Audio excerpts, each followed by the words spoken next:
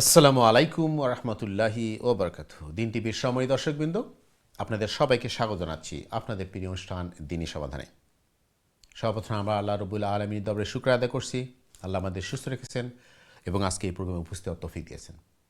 প্রিয় দর্শকবৃন্দ, আপনারা যারা নিয়মিত আমাদের অনুষ্ঠান দেখেন, আপনারা জানেন অনুষ্ঠানটি আমরা সরাসরি সম্প্রচার করি ইকো স্টুডিও থেকে প্রতি সোমবার এবং মঙ্গলবার ইকো টাইমরা 8:30টায়, এবং যেটা আমরা বরাবর বলি প্রিয় দর্শকবৃন্দ, এই অনুষ্ঠানটা আমাদের সবার জন্য একটা অপরচুনিটি।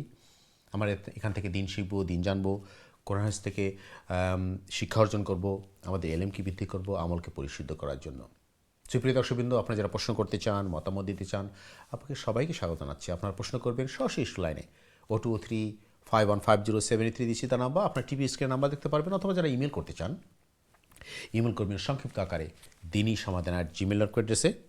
প্রিয় দর্শকবৃন্দ, আমাদের অনুষ্ঠানে উপস্থিত রয়েছেন আমাদের প্রিয় মেহমান, আমাদের নিয়মিত মেহমান ইমাম খতিব মহতারাম মুফতি হাসান চৌধুরী সাহেব আজকের গুরুত্বপূর্ণ আলোচনা এবং আপনাদের প্রশ্নের জবাব দেওয়ার জন্য। আপনারা জানেন প্রিয় দর্শকবৃন্দ, আমরা বেশ কিছুদিন আলোচনা করছি ইমান নিয়ে, ইমানের বিভিন্ন কঠিন বিষয়, ইমানের বিভিন্ন শাখা প্রশাখা নিয়ে, এবং পাশাপাশি আমাদের দৈনন্দিন জীবনে আমাদের ইসলামের একজন মুসলিম হিসাবে, ইমানদার হিসেবে যে জিনিসগুলো আমাদের খুবই জরুরি এবং আমাদেরকে ইমানকে রক্ষা করার জন্য, একজন আল্লাহ প্রিয় বান্দা হওয়ার জন্য যে জিনিসগুলো আমাদের জানা জরুরি, আমরা সেই জিনিসগুলো চেষ্টা করে আলোচনা করার জন্য। এবং পাশাপাশি আপনাদের প্রশ্ন তো রয়েছেই।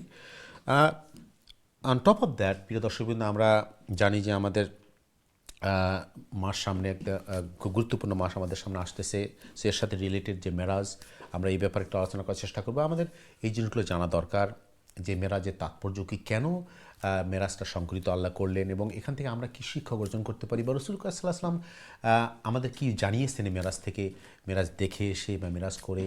তো আমরা একটু চেষ্টা করবো আলোচনা করার জন্য, আপনারা অংশগ্রহণ করবেন, প্রশ্ন করবেন ইনশাল্লাহ। তার আগে প্রিয় দর্শকবৃন্দ, চলে যাচ্ছে আমাদের সম্মানিত মেহমানের কাছে ইনশাল্লাহ। দেখি আমাদের মহতারাম আজকে আমাদের কী বিশেষ বক্তব্য আমাদের জন্য নিয়ে আসছেন, বা কী শিখতে পারি, কি বিশেষ জিনিস আমরা যারা কাছে শিখতে পারি আজকে ইনশাল্লাহ। চলে যাচ্ছে আমাদের সময় দর্শক, আমাদের সম্মানিত মেহমানের কাছে ইনশাল্লাহ। আসসালামু আলাইকুম মহতারাম, কেমন আছেন? ওয়ালাইকুম আসসালাম, আলহামদুলিল্লাহ। আপনি কেমন আছেন? আলহামদুলিল্লাহ, আপনাকে স্বাগত জানাচ্ছি বড় মতো, এবং শুক্রিয়া আপনার এই কষ্ট করে আপনি আমাদের ইনস্টিটিউটে এসে আমাদের যে কোরআন হাদিস থেকে আপনি আমাদের শিক্ষা দিচ্ছেন, বিভিন্ন মাসলা আমাদেরকে শিখতে পাচ্ছি। পাশাপাশি আপনার কোরআন থেকে যে বিভিন্ন ঘটনাগুলো আমরা শেখাচ্ছেন, হাদিস থেকে বিভিন্ন ঘটনা আমাদের শেখাচ্ছেন, আমাদের এই জিনিসগুলো জানা দরকার। এবং সত্যিকার অর্থে আমরা প্রতিনিয়তই শিখছি জিনিস, নতুন নতুন জিনিস। আমরা যারা ছোটো থেকে অনেক জিনিস দেখে আসছি ইসলামের, যেগুলো এখন আমরা জানছি যে আসলে অনেকগুলো ইসলামের সাথে রিলেটেড না, বা কিছু জিনিস আছে যে আমরা শুনে শিখছি বা জানছি যে ইসলামের সাথে রিলেটেড, ধর্মের সাথে রিলেটেড, বা আসলে এটা আদৌ না। এই জন্য আমরা শুকরিয়া আদায় করি মহতারাম, আপনি নতুন অনেক জিনিস, অথেন্টিক জিনিস কোরআন হাদিস থেকে আমাদের শেখাচ্ছেন, জানাচ্ছেন, এবং আমরা আমাদের ভুলগুলো যেগুলো আমরা শিখেছি ছোটো থেকে বা জেনেছি, সেগুলো ভুল শুধরিয়ে নিয়ে আমরা সঠিক জানার চেষ্টা করছি ইনশাল্লাহ। জাযাকাল্লাহ খায়রান। তো মহতারাম, আমরা চেষ্টা করবো যেহেতু মেরাজ আমাদের সামনে, আমরা মেরাজে একটু ফোকাস করার জন্য, পাশাপাশি আমাদের নিয়মিত যে আলোচনা আছে সিরা থেকে, রাসূল সাল্লাল্লাহু জীবনী থেকে, প্লাস দর্শকদের প্রশ্ন থেকে। সো আমরা প্রথমেই আপনাকে অনুরোধ করবো আপনার নসিহত বক্তব্য ইনশাল্লাহ। জাযাকাল্লাহ খায়রান। বারাকাল্লাহ। আসসালামু আলাইকুম ওয়া রাহমাতুল্লাহি ওয়া বারাকাতুহু। আলহামদুলিল্লাহ ওয়াসসালাতু ওয়াসসালামু আলা রাসূলিল্লাহ। আম্মা বাদু ফাআউযু বিল্লাহি মিনাশ শাইতানির রাজীম। বিসমিল্লাহির রাহমানির রাহিম। সুবহানাল্লাযী আসরা বিআবদিহি লাইলাম মিনাল মাসজিদিল হারামি ইলাল মাসজিদিল আকসা إلى المسجد الأقصى الذي باركنا حوله لنريه من آياتنا إنه هو السميع البصير.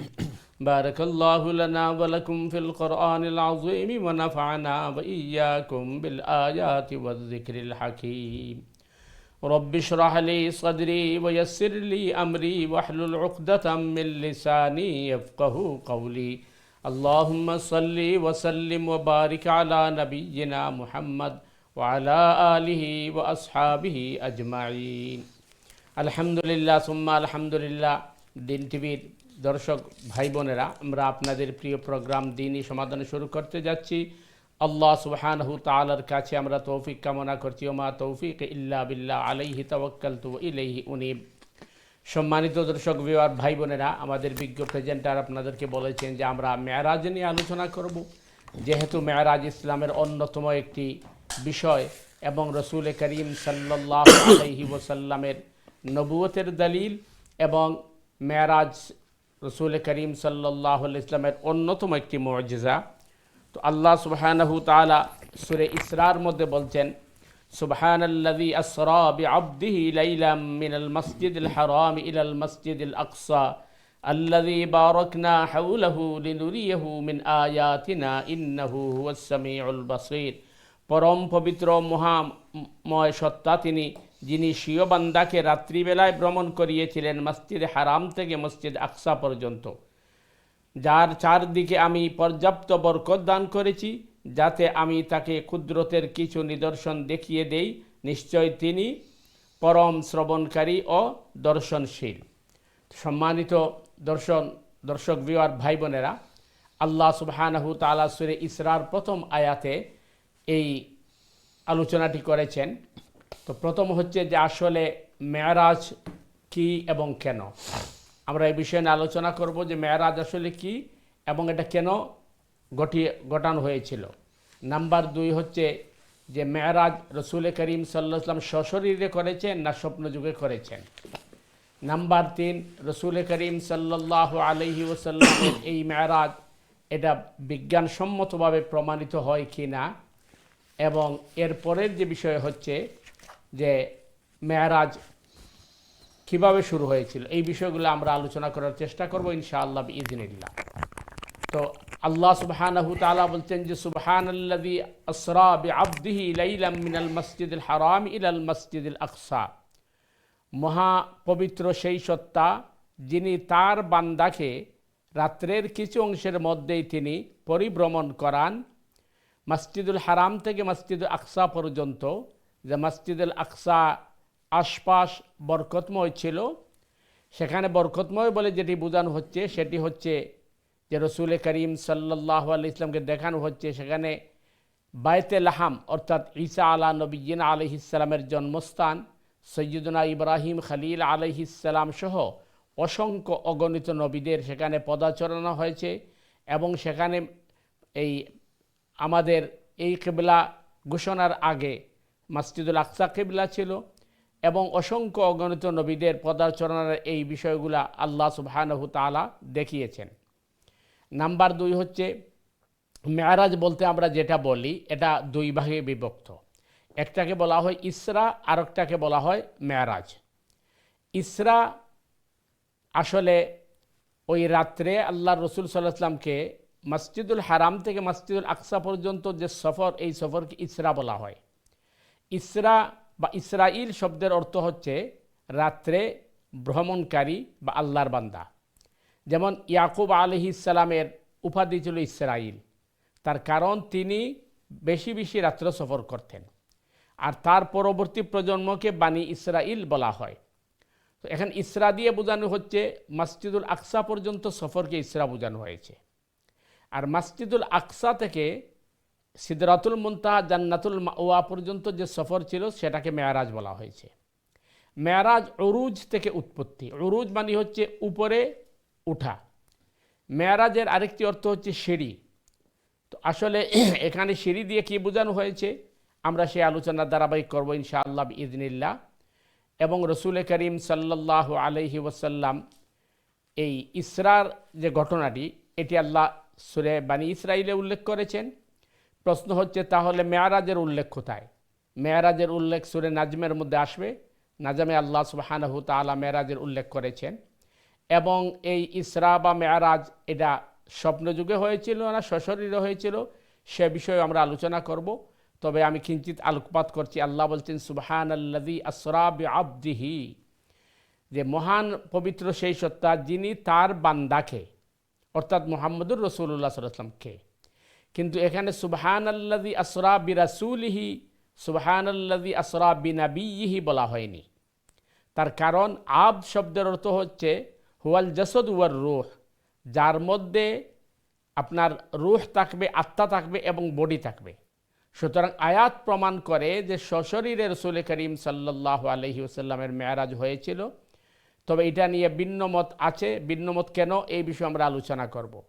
তো আসল বিষয় হচ্ছে রাসূল করিম সাল্লাল্লাহু আলাইহি ওয়াসাল্লামকে আল্লাহ সুবহানাহু তাআলা মেহমান হিসাবে তাকে সফর করিয়েছেন মসজিদুল আকসা তথা হতে সিদরাতুল মুনতাহা জান্নাতুল মাওয়া এই সবগুলো আল্লাহ রসুল পরিভ্রমণ করে আল্লাহ রসুল রাত্রের ভিতরে মাক্কা মুকাররমায় পৌঁছেছেন এবং এই ঘটনাটা যখন রসুল করিম সাল্লাল্লাহু আলাইহি ওয়াসাল্লাম প্রকাশ করলেন তখনই মানুষের মধ্যে ভিন্ন ধরনের আলোচনা সমালোচনা এবং যারা ইসলাম বিদ্বেষী তারা ব্যঙ্গ বিদ্রুপ করতে শুরু করলো। এতেই প্রমাণিত হয় যে এটা সশরীরে মেরাজ ছিল। কারণ রসুল যদি বলতেন আমি ঘুমের মধ্যে স্বপ্নে দেখেছি তাহলে এটা নিয়ে আলোচনা হতো না, সমালোচনা হতো না। সমালোচনা তখনই হয়েছে যখন চিন্তা করা হয়েছে যে মাক্কা মুকাররমা থেকে মসজিদুল আকসা পর্যন্ত যেতেও মাসের পর মাস লাগে, সেখানে এক রাত্রের ভিতরে তিনি কীভাবে ঘুরে আসলেন। তো এই সবগুলা প্রমাণ করে তার এই পরিভ্রমণটা সশরীরে ছিল। তো আমরা বিস্তারিত আলোচনা ধারাবাহিক করবো ইনশাআল্লাহ বিইذনিল্লাহ। আল্লাহ সুবহানাহু তাআলা আমাদেরকে তৌফিক দান করুন এবং আমরা রসুল করিম সাল্লাল্লাহু আলাইহি ওয়াসাল্লামের সিরাত থেকে আমাদের জীবনকে আমরা সুন্দরভাবে গড়ে তোলার তৌফিক দান করুক। সুবহানাকাল্লাহুম্মা বিহামদিকা আশহাদু আল্লা ইলাহা ইল্লা আনতা আস্তাগফিরুকা ওয়া আতুবু ইলাইক। ওয়াসসালামু আলাইকুম ওয়া রাহমাতুল্লাহি ওয়া বারাকাতুহু। মোহতারাম, আপনার গুরুত্বপূর্ণ উপস্থাপন বক্তব্যের জন্য প্রিয় দর্শকবৃন্দ, আপনার শুনলেন মোহতারাম আমাদের সামনে খুবই গুরুত্বপূর্ণ জিনিস আমাদের সে উপস্থাপন করে। আসলে আমরা যেটা আগে বলছিলাম যে আমাদের মুসলিম হিসাবে বা ইমানদার হিসাবে আমাদের এই যে ইতিহাসগুলো, ইসলামের যে ইতিহাস, কোরআন হাদিসের যে বর্ণনাগুলো আছে এবং আমাদের এখানে এই জিনিসগুলো জানা দরকার। এতে আমাদের ইমান অনেক শক্ত হবে, আমাদের ইমান পরিপূর্ণ হবে। কারণ আমাদের এই জিনিসগুলোর কনসেপশন যদি ক্লিয়ার না থাকে তাহলে অনেকেই যারা গত অনুষ্ঠানে আমরা বলছিলাম যে মোহতারাম যে অনেক ইসলাম বিরোধী যারা ইসলামকে চেষ্টা করে দমিয়ে রাখার জন্য বা আমাদের সাধারণ যারা আমরা ইসলাম সম্বন্ধে জ্ঞান আমাদের পরিষ্কার না বা আমাদের কম জ্ঞান আছে তাদেরকে মিসগাইড করতে পারি খুব সহজে। এই জন্য আমাদের এই যে ইমানের সাথে রিলেটেড জিনিসগুলো খুবই পরিষ্কার ধারণা থাকা দরকার এবং একটু ডেপথ নলেজ থাকা দরকার, যাতে আমরা খুব সহজে বিভ্রান্ত হতে না পারি বা কেউ আমাদেরকে মিসগাইড করতে না পারি ইনশাল্লাহ। সো প্রিয় দর্শকবৃন্দ, আমরা মেরাজের দিকে আলোচনা করব ধারাবাহিকভাবে, পাশাপাশি আমাদের দৈনন্দিন জীবনে জীবনধর্মী যে আলোচনা আমাদের দরকার, সেটা ইবাদত হোক বা আসলাম আসার ব্যাপারে। সো আপনারা প্রশ্ন করবেন ইনশাল্লাহ, দয়া করে প্রশ্ন করবেন সরাসরি লাইনে, যেটা আমরা বরাবরই বলি। প্রিয় দর্শকবৃন্দ, আপনার যে অনুষ্ঠানটি আমরা সরাসরি সম্প্রচার করছি, লাইভ টেলিকাস্ট করছি। সো আপনারা প্রশ্ন করার সময় টিভির ভলিউম কমিয়ে দিয়ে অথবা মিউট করে আমাদের ফোনে কথা বলবেন, ফোনে আপনারা প্রশ্ন করবেন, অথবা যারা ইমেল করতে চান ইমেল করবেন dini@gmail অ্যাড্রেসে। এরপর আপনার টিভিতে আপনার অনুষ্ঠান দেখবেন ইনশাআল্লাহ। জাযাকাল্লাহ খাইরান। মোহতারাম, আমরা দর্শকদের প্রশ্নে যাবো। যার আগে একটু আপনি শুরু বলছেন আমরা বেশ কয়েকদিন আলোচনা করব মেরাজ নিয়ে, কারণ গভীর জিনিস, বিশদ আলোচনার জিনিস। তো মানে খুব প্রথম যে জিনিসটা আমাদের জানাতে আসলে মেরাজ জিনিসটা কী, আপনি খুব সহজ কথা বললেন যে আল্লাহ প্রিয় নবীকে নিয়ে গেছেন, তার আসমানে তাকে ব্যস্ত দেখিয়েছেন বা আরও অনেক কিছু দেখিয়েছেন। এরপর আমরা যেটা খুব আমাদের সমাজে আমাদের কাছে বিষয় জানি যে আমরা সালামের রাস থেকে আমরা পেয়েছি, এবং আরও একটা ঘটনা আমরা জানি যে 50 ওয়াক্ত দেওয়া হয়েছিল, সেটা কমিয়ে সেটা 5 ওয়াক্ত আসছে। এই যে অনেক ঘটনা আছে এবং অনেক শিক্ষার বিষয় আছে, এবং এর মধ্যে অনেক আবার ভুল বুঝাবুঝি আছে মেরাজ সম্বন্ধে, অনেক ধারণা আছে যেগুলো সঠিক না, অনেক গল্প কাহিনী কিচ্ছা কাহিনী আছে আমাদের সমাজে। আমরা একটু চেষ্টা করবো এই জিনিসগুলো দূর করে আমার সঠিকটা জানা এবং মেরাজ জিনিসটা কেন, কিসের জন্য দেওয়া হলো, তারপর যে কি এখান থেকে আমরা শিক্ষা নিতে পারি কি, এবং আমাদের মেরাজ সম্বন্ধে ধারণাটা কী থাকা উচিত আমরা আলোচনা করবো। তার আগে আমরা দেখি আমাদের দর্শক আছে কিনা। প্রিয় দর্শকবৃন্দ, আপনারা জানেন আমরা অনুষ্ঠান সরাসরি, দয়া করে আপনারা প্রশ্ন করবেন স্টুডিও লাইনে। আপনার টিভি স্ক্রিনে নাম্বার দেখতে পাচ্ছেন 0235150733 দিচ্ছি তার নাম্বার, অথবা যারা ইমেল করতে চান ইমেল করবেন সংক্ষিপ্ত আকারে dini@gmail অ্যাড্রেসে। মোহতারাম, আমরা আসলে অনলাইনেও অনেক প্রশ্ন আসে, গত সপ্তাহে আমরা অনেকগুলো প্রশ্নের জবাব দিতে পারিনি, তো আমরা এদিকেও সময় দেওয়া দরকার। অনেকে দর্শকরা আপনারা কষ্ট নেবেন না, অনেক সময় আমাদের সময় স্বল্পতার জন্য সব প্রশ্নের জবাব দিতে পারি না, আমরা চেষ্টা করি তবু যাতে সময় আমরা প্রশ্ন দিতে পারি না, আমরা অবশ্যই চেষ্টা করব পরের অনুষ্ঠানে দেওয়ার জন্য, কারণ অনেক আলোচনা করতে অনেক প্রশ্ন আসে অনলাইনে এবং আপনাদের সরাসরি প্রশ্ন করেন। তো প্রথমেই চলে যাচ্ছে আমাদের সরাসরি দর্শকদের কাছে, দেখি কি আছে লাইনে। সময় দর্শক, আসসালামু আলাইকুম, আপনাকে স্বাগত অনুষ্ঠানে, আপনার প্রশ্ন করুন প্লিজ। আসসালামু আলাইকুম। ওয়ালাইকুম আসসালাম ওয়া রাহমাতুল্লাহ। জি, কেমন আছেন? আলহামদুলিল্লাহ ভালো আছে, আপনারা তো ভালো? আলহামদুলিল্লাহ। জি, আপনার প্রশ্ন বলেন মুরব্বী। আমার বাক্কা লাম্পা একটা প্রশ্ন। জি বলেন। ও বিয়া শাদির বিষয়ে। জি। রকিটা ধরিলকা একজন মানুষের আগে বুঝতে বিজনেস আছে, ওইলে বিজনেস একেবারে ডাউন হয়ে গেছে। আচ্ছা। আর বাংলাদেশে আগে ফাঁকা গুরুদ্বার আছে বুঝছেন, তখন বিয়া কি তার একজন মানুষের বন্দি বিয়া, তখন হকলে সাহায্য কররা দিরা, ওখন যেন বিয়া দিরা এটা বড় বড় মানুষ চাই, তারা বুঝলানি আমার কথা? জি। বড় বড় মানুষ চাইরাতে ই মানুষ এগুলা ই পুরা যেমন নাকি বেশি এবারে পেরেশানি পড়ি গেছে। আর ঋণও করে খোরা কি ঋণ করে করিয়া মানুষের সাহায্য করা এইটাই সাহায্য করা তা দেখলাম। এরা রে হাতর পয়সা দেওয়া যাইব নি বিয়াত ওখানটা জানতাম সেইটা। আপনার কি দরকার প্রশ্ন আছে এখানে? বুঝছেন তো আমারও জি জি বুঝতে পারছি। আপনি একটু লাইনে থাকেন মুরব্বী, আপনার কোনো জানা আছে এখানে? আচ্ছা ঠিক আছে, আপনার প্রশ্ন আমরা বুঝতে পারছি। আপনি ফোন রেখে আপনি টিভিতে অনুষ্ঠান দেখতে থাকুন, ইনশাল্লাহ আমরা চেষ্টা করব আপনার প্রশ্ন একটু বিস্তারিত আলোচনা করার জন্য। আপনি টিভিতে অনুষ্ঠান দেখতে থাকুন। জাযাকাল্লাহ খাইরান। জি মহতরম প্লিজ। যে পয়লা নম্বর হইল যে তাইন বিবাহ দিতা চায়রা এবং একসময় তান ব্যবসা বাণিজ্য আছিল, ফাঁকা ঘর আছে, এখন ব্যবসা বাণিজ্য তান মাইর খাই লিছে, সুতরাং তানডে জাকাত দেওয়া যাইব কিনা। তো তান যদি নিড থাকে দরকার থাকে জাকাত তো অবশ্যই দিতে পারবা, কারণ বিল্ডিং থাকা না থাকা এটা তো বড় কথা না, কারণ বিল্ডিং তো আর মানে জীবন চলে না। সুতরাং যদি তান দরকার হয় তাইলে তানডে জাকাত দিতে পারবা। এবং আপনি আরেকটা কথা কইছেন এর মাঝে, বিয়া যেন দিতে চায় এরা বড় অঙ্কের পয়সা স্যার, বেশি বেশি টাকা স্যার ওইতো পারে। তান যদি মেয়ে বা করে বিয়া দেন যৌতুক স্যার। 6 নম্বর হইল ইসলামের মাঝে যৌতুক হারাম, যৌতুকের কোনো সুযোগ ইসলামও নাই। 2 নম্বর বিষয় হইল এটা মানবতা বিরোধী, কারণ একজন মানুষে তার মেয়েরে 17, 18 বছর 19 বছর লালন পালন করিয়া বিবাহ দেয়। এখন এই মানুষের কাছে যদি আবার দাবি করা যায় যে মোটরসাইকেল লাগবো অথবা ফ্রিজ লাগবো অথবা এই বিষয় লাগবো, তো এটা হলো মরার উপরে করার গা, এটা মারাত্মক ধরনের জুলুম। এবং 3 নম্বর পয়েন্ট যেটা আছে, তাই যদি এই জায়গায় আত্মীয়তা করইন বা তাই যদি এই জায়গার মাঝে কুটুমিত্যা করইন, তো যারা আপনার বিয়ার আগে এইগুলো দাবি করে এরারে খয়রাতি বা খাঙ্গালি হয়, এরা সব সময় দেখবা ডিস্টার্ব করবো। এক সময় কইব রোজাইছে ইফতারি আনো, আর আবার কইব যে আম কাটলি আনো, এই ধরনের অত্যাচার সবসময় করব। সুতরাং এই ধরনের মানুষের লগে আপনার আত্মীয়তা করার ব্যাপারে খুবই সতর্কতা অবলম্বন করা দরকার এবং বুঝা আত্মীয়তা করা দরকার।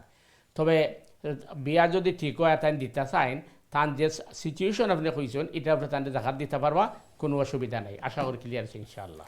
খুবই গুরুত্বপূর্ণ একটা প্রশ্ন করছেন আমাদের সম্মানিত দর্শক। আসলে আমাদের সমাজে এখনও এই যুগে এসেও যে এই কথাগুলো শুনতে হয় যে বিয়ের শাদীর ব্যাপারে কেউ ডিমান্ড করতেছে যে তাকে এত টাকা দিতে হবে, এত জিনিস দিতে হবে, এটা আসলে খুবই দুঃখজনক। দুঃখজনক এবং সত্যি কথা থেকে আমরা নিজেকে, যেটা আমরা বলি প্রিয় দর্শক, আপনারা যারা নিয়মিত অনুষ্ঠান দেখেন, যে আমরা নিজেকে মুসলিম মনে করি, আমরা ইমানদার মনে করি, কিন্তু আমাদের অ্যাক্টিভিটিস, আমাদের কাজকর্ম, আমাদের যে চিন্তাভাবনা, সেখানে কি আমাদের এই মুসলিমের যে চরিত্র, মুসলিমের যে কোয়ালিটিস আছে কিনা। মহতরাম আমার কাছে একটু জানতে চাও মহতরাম, আসলে কি আমরা যদি শুধুমাত্র এই যে আমরা যেটা বলি প্রাতিষ্ঠানিক যে কাজগুলো আছে, নামাজ রোজা হজ জাকাত করলাম, কিন্তু আমাদের আদার্স যে অ্যাক্টিভিটিস দৈনন্দিন জীবনে চলার থেকে, যেমন আপনি আগে বহুবার বলছেন, আমরা এর আগে আলোচনা করছি যে আমাদের পার্ট টাইম মুসলিম হওয়া, পার্ট টাইম ইমানদার হওয়ার সুযোগ নেই। আমরা প্রতিটি ক্ষেত্রেই একজন মুসলিম তার অ্যাক্টিভিটিস, তার চালচলন, আচার ব্যবহার সব কিছুর মধ্যে সে প্রমাণ করবে যে আমি মুসলিম। আমরা একটু আলোচনায় আসবো মহতাম, যে সময় থাকে তার আগে চলে যাচ্ছে আমাদের সম্মানিত দর্শক আছে, দেখে আসছে লাইনে। সম্মানিত দর্শক আসসালামু আলাইকুম, আপনার প্রশ্ন করুন প্লিজ। G G Coca. তো কেউ কই নাকি ওখান জি গরু যদি মোবাইল থাকে দামি জিনিস দামি থাকে, তারা রেগুলে দোকান দেওয়া যাইতো না, এলা বিয়া শাদী দেওয়া যাইতো না। ওখান আর কি কেউ কই অনকুবা লাগবো, বিল্ডিং আছে, গরু মোবাইল আছে, দামি আলমিরা আছে, দামি পালং আছে, তো উনকু এরা অসুবিধা পড়ে গেছে। ওন বিয়া দিতে আগে সাহায্য করে দিলাতে এরারে বলে ওখান দোকান দেওয়া যাইতো না, ওটা জিনিসের খাবে। আচ্ছা বুঝতে পারছি আপনার প্রশ্নটা, আবার বুঝতে পারছি। জি বুঝতে পারছি। এখন ওখানটা ক্লিয়ার করে আপনি একটু লাইনে থাকেন। আমি প্রথমে একটু জিনিস আপনি জানতে চাচ্ছেন, যাদেরকে জাকাত দিতে চাচ্ছেন তার কি সয় সম্পত্তি আছে, কোনো তাদের কোনো ইনকাম আছে কিনা, তার জমি জমা এগুলো আছে কিনা, লাইন হয়ে পড়েছে মহতরম। তুমি জানতে চাচ্ছেন যে অনেকে তার শুনছেন যে তাদের মোবাইল আছে, ফার্নিচার আছে, ওতে তাদেরকে জাকাত দেওয়া যাবে না। জি আসলে বিষয়টা হইল, আমি আগে যেটা আলোচনা করছি যে আমরা সমাজ মনে করুকা এখন তো মোবাইল ছাড়া কোনো মানুষও চলতে পারে না, এবং মোবাইল সেও মনে করুকা নিজে কিনের আর বাকি আত্মীয় স্বজন যারা আসেন এরার কাছ থেকে তারা সাইয়ানের, কিন্তু মোবাইল এখন সবার কাছে থাকে। মোবাইলটা কোনো একটা ফ্যাশন না, এটা আমাদের একদম খুব জরুরি একটা জিনিস, এটা আমাদের জীবনে চলার সাথে অংশ। যেমন আমাদের বাসার জন্য চেয়ার টেবিল দরকার, ঘুমার জন্য খাট দরকার, বেড দরকার, এরকম একটা জিনিস হয়েছে। জি, তো অনেকে মনে করে হয়তো এরার মোবাইল আছে 4টা 5টা, সবার তো একটা মোবাইল আছে, গড় ফাঁকা আছে, এরপরে এরার জাকাত খানে দিতাই। তো এই বিষয়টা হলো, যেমন গত 2 দিন আগে আমার কাছে এক ভদ্রলোকে কল দিছেন যে তাই কয়েকবার উমরা করছেন, তো একজনে কইছেন যে এই মক্কাত গেলেই হজ ফরজ হয়ে যায়। তো তাই নিজেই করা যে লন্ডন আমেরিকাত থাকলেই তো আর মানে সবের উপরে হজ ফরজ নাই, কথাটা কিন্তু বাস্তব। লন্ডন আমেরিকা তো কিন্তু ইলা মানুষ আছে যারা মানে তার নিজের খরচ করে দিনের দিতে দিন পারে খায়। না। জি, জি, সুতরাং মোবাইল থাকাটা বড় কথা নাই, যদি তার আর কোনো ইনকাম না থাকে আর তার প্রয়োজন থাকে, ইনকাম থাকলেও অনেক সময় জাকাত দেওয়া যায়। যেমন উদাহরণস্বরূপ বাংলাদেশে একজন মানুষের যদি মাসে 20,000 বা 30,000 টাকা ইনকাম করে, আর তার মেয়ে বিবাহ দিতে হইলে একেবারে কমের মাঝে লাগি যায় 1,00,000 লাখ মিনিমাম Minimum। 1-2 লাখ টাকা কোনো ব্যাপারই নাই। তখন তার এই পয়সাটা তো তার কাছে নাই, মানে savings নাই, সেভিংস জমানো নাই। জি। এই হিসাবে যদি জাকাত চায় তো জাকাত দিতে পারবা, কোনো অসুবিধা নাই। যদি মানে এক কথায় যার উপরে জাকাত ফরজ নাই তারে জাকাত দেওয়া যায়। এটাই এই তবে- জিনিসটা আপনি জি, বলছেন। তবে মাসলা হইল যার বেশি দরকার, যে বেশি নিডি তার প্রায়োরিটি বেশি। তো আপনি যে অবস্থা কইছেন এই অবস্থায় অবশ্যই জাকাত দেওয়া যাইব। তবে আগে যেটা কইছি আর কি, যে বিয়ার নামে যেন অপচয় না হয়। কারণ জাকাতের পয়সা, আবাদতের পয়সা মানুষের সাহায্য করলো, আর মানুষের পয়সা দিয়া নিয়ে যদি দেখা যায় এখন ওই অপচয় করা হয়, বিলাসিতা করা হয়, তো যে করবা তাই গুণাগারিবা।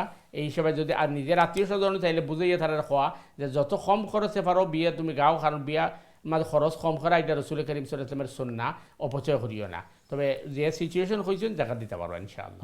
আশা একটু বিস্তারিত আলোচনা হলো। আপনার আশা করি সম্মানিত দর্শক আপনার প্রশ্ন জবাব পেয়েছেন। যদি এরপরে আপনার প্রশ্ন থাকে, ও আচ্ছা ঠিক আছে। জি, আসসালামু আলাইকুম সম্মানিত দর্শক, আপনার প্রশ্ন করুন প্লিজ। তো আমি এবার রইছি আচ্ছা, জি, উনছি এবলা জি। আমি উনছি তো জেন দিতা কেন ডরাইরা বালা করে বুঝিয়া আগে দিতা চাইরা, আর যেন দিরা বুঝছেন ইনো তারা কিতা বড় তো নিয়লি করে কিতা ইটায় পয়লা কইতে কোনটা লাগতো না, এখন উনটা নি দিছে জানান মান যতখান পারে দিছে দের, ওখান তারা দিতা পছন্দ লাগেন না। জি জি, বুঝতে পারছি। জি, বুঝতে পারছি আপনার প্রশ্ন। জি জি, আর খালি আরো বড় হইতে ওটা দিতা ওটা করে, আর চেন দিতা তার চম্পল আর কি চম্পল একবারে যেমন দিও কষ্ট দিতে। ও আপনারা কইলাম আসসালাম জি, আলাইকুম। আলোচনা আসলে আমরা যেটা আলোচনা ছিলাম মহতরম, আমাদের সমাজে আসলে আমরা এমন একটা সিস্টেম বিল্ড আপ হয়ে গেছে যে আমার সাধ্য নাই কিন্তু আমার মেয়েকে বিয়ে দেবো। একজন তার মা বাবার কাছে মেয়ের মানে সুখটা তার এটা অনেক বেশি, সেই জন্য হয়তো দান খরাত মানে মানুষকে লোন করতে, যেটা বললেন আমার সব লোন করতেছে, কারোর কাছে দান মানে সাহায্য নিচ্ছে, তারপর মেয়েকে বিবাদী। কিন্তু সত্যি কথা, যারা এই এই ডিমান্ডটা করতেছেন, মানে এইটা তারা যে অন্যায় করতেছেন, এই এই ফিলিংস বা এই চিন্তাভাবনা তো তাদের নাই। সমস্যা হলো যে আমি একটা জিনিস, একটা মেয়েকে আমি নিচ্ছি আমার ঘরে, আমার ছেলের বউ করে, কিন্তু আমি চাচ্ছি এই জিনিস, ডিমান্ড করছি এটা দিতে হবে, ওটা দিতে হবে, এটা যে অন্যায়, এটা যে একটা মানে গুনাহ, এটা আমাদের ফিলিংস নেই। এই জিনিসটা আমাদের জানার আছে কিনা জানি না, বা আমরা চিন্তাও করতেছি না। এটা যদি আপনি একটু বলতেন মহতরম। জি, বিষয়টা হচ্ছে মনে করেন উনি এখন যেটা বলছে আর কি, যে প্রথমে হয়তো কথাবার্তা যখন হচ্ছে তখন বলছে কিচ্ছু লাগবে না, আর এখন মানে শুধু ডিমান্ড করতেছে। তো আসলে যৌতুক একটা হাইজ্যাকের মতো, যেভাবে কিডন্যাপ করে পয়সা উদ্ধার করে, মানে শুরুতে কিছু ছিল না, আস্তে আস্তে বাড়তেছে। যখন আপনার কথাবার্তা সব শেষ, তখন আপনিও চিন্তা করবেন যে আমারও একটা মান সম্মান আছে, এখন বিয়েটা বাংলে তো বিপদে পড়ে যাব, এখন মনে করেন একটা একটা করে ডিমান্ড শুরু করে। কিন্তু মহতরম একটা কথা, এই যে পরিবারে আমি আমার মেয়েকে দিচ্ছি, তাদের যদি ইনিশিয়ালি যে এই অ্যাটিটিউড থাকে, শুরুতে শুরু হলো যে না আমি কিছু চাই না, কিছু দরকার নেই, আস্তে আস্তে তারা ওটা দিতে পারে, কিন্তু পরবর্তী তাহলে কী হবে? না, এটা তো আপনাকে আমি আগে বলছি, তো এদের সাথে আপনি আত্মীয়তা করলে মহাবিপদে পড়বেন। তার কারণ হচ্ছে প্রথমত বুঝলেন আপনার এদের কাছে তাকওয়া নাই, এরা মানে দুনিয়া লোভী। এরপরে মনে করেন ওই যে এটা বলছে, কিছুদিন পরেই বলবে যে রমজান আসছে, তোমার মা বাপকে বলো ইফতারে দিতে, কুরবানি আসছে গরু দাও, তো তার তো ইফতারের সামর্থ্য নাই, তো সে আবার ওই হাত পাততে হবে ইফতারের জন্য মানুষের কাছে। এরপরে কিছুদিন পরে বলবে কুরবানি গরু দাও, এরপরে বলবে যে ওই সিজন আসছে আম কাঁঠাল দাও। তো এরা ওই দিতেই দেখা যাবে শেষ পর্যন্ত শুধু মনোমালিন্য বাড়ছে, এবং শেষ পর্যন্ত বিবাহ অনেক জায়গার মধ্যে বিচ্ছিন্ন হয়ে যায়, অনেক জায়গায় থাকলেও ওইটা না থাকার মতো না। এগুলো দুঃখজনক, খুবই দুঃখজনক ঘটনা। যাক, আমরা আশা করি আমরা আমরা আপনাদের প্রশ্নের জবাব দিতে পারছি। সময় দর্শক, দুঃখজনক জিনিসটা আসলে এখনও এই এই এই সময়ে এসে যে আমাদের সমাজে এই জিনিসগুলো আমাদের শুনতে হয়, দেখতে হয়, খুবই দুঃখজনক এটা। এবং আসলে আপনি যদি ইসলামী দৃষ্টি দেখেন মহতারাম, এটা তো একটা বিশাল অন্যায় অবশ্যই। এবং আমাদের সমাজে আমরা এই স্টিল আমরা এটা অ্যাকসেপ্ট করতে চাই। আসলে যেটা আপনি বললেন, এখন যে বাবার মেয়ে আছে তারও তো একটা মানে একটা চিন্তার বিষয়, এই জিনিসটা চিন্তা যে হ্যাঁ আমাকে তো মেয়েকে বিয়ে দিতে হবে। আমার দেখেন, মানে প্রথমত হচ্ছে একজন বাবা তার মেয়েকে 18 বছর বা 20 বছর লালন পালন করছে। বিবাহ যখন দিবে তখন ভবিষ্যৎ সে জানে না, না, জি, ওই মেয়েটা কোথায় যাবে, তার মানে ভবিষ্যৎ কি হবে, সে একটা টেনশনের মধ্যে আছে। এর মধ্যে আপনি যখন যৌতুকের ছাপ সৃষ্টি করলেন, তখন এটা মরার উপর করার আগে এটা মারাত্মক ধরনের জুলুম। এবং আমরা যেগুলো বারবার আলোচনা করছি যে অধিকাংশ মানুষ জাহান্নামে যাবে শুধু হুকুকুল ইবাদের কারণে।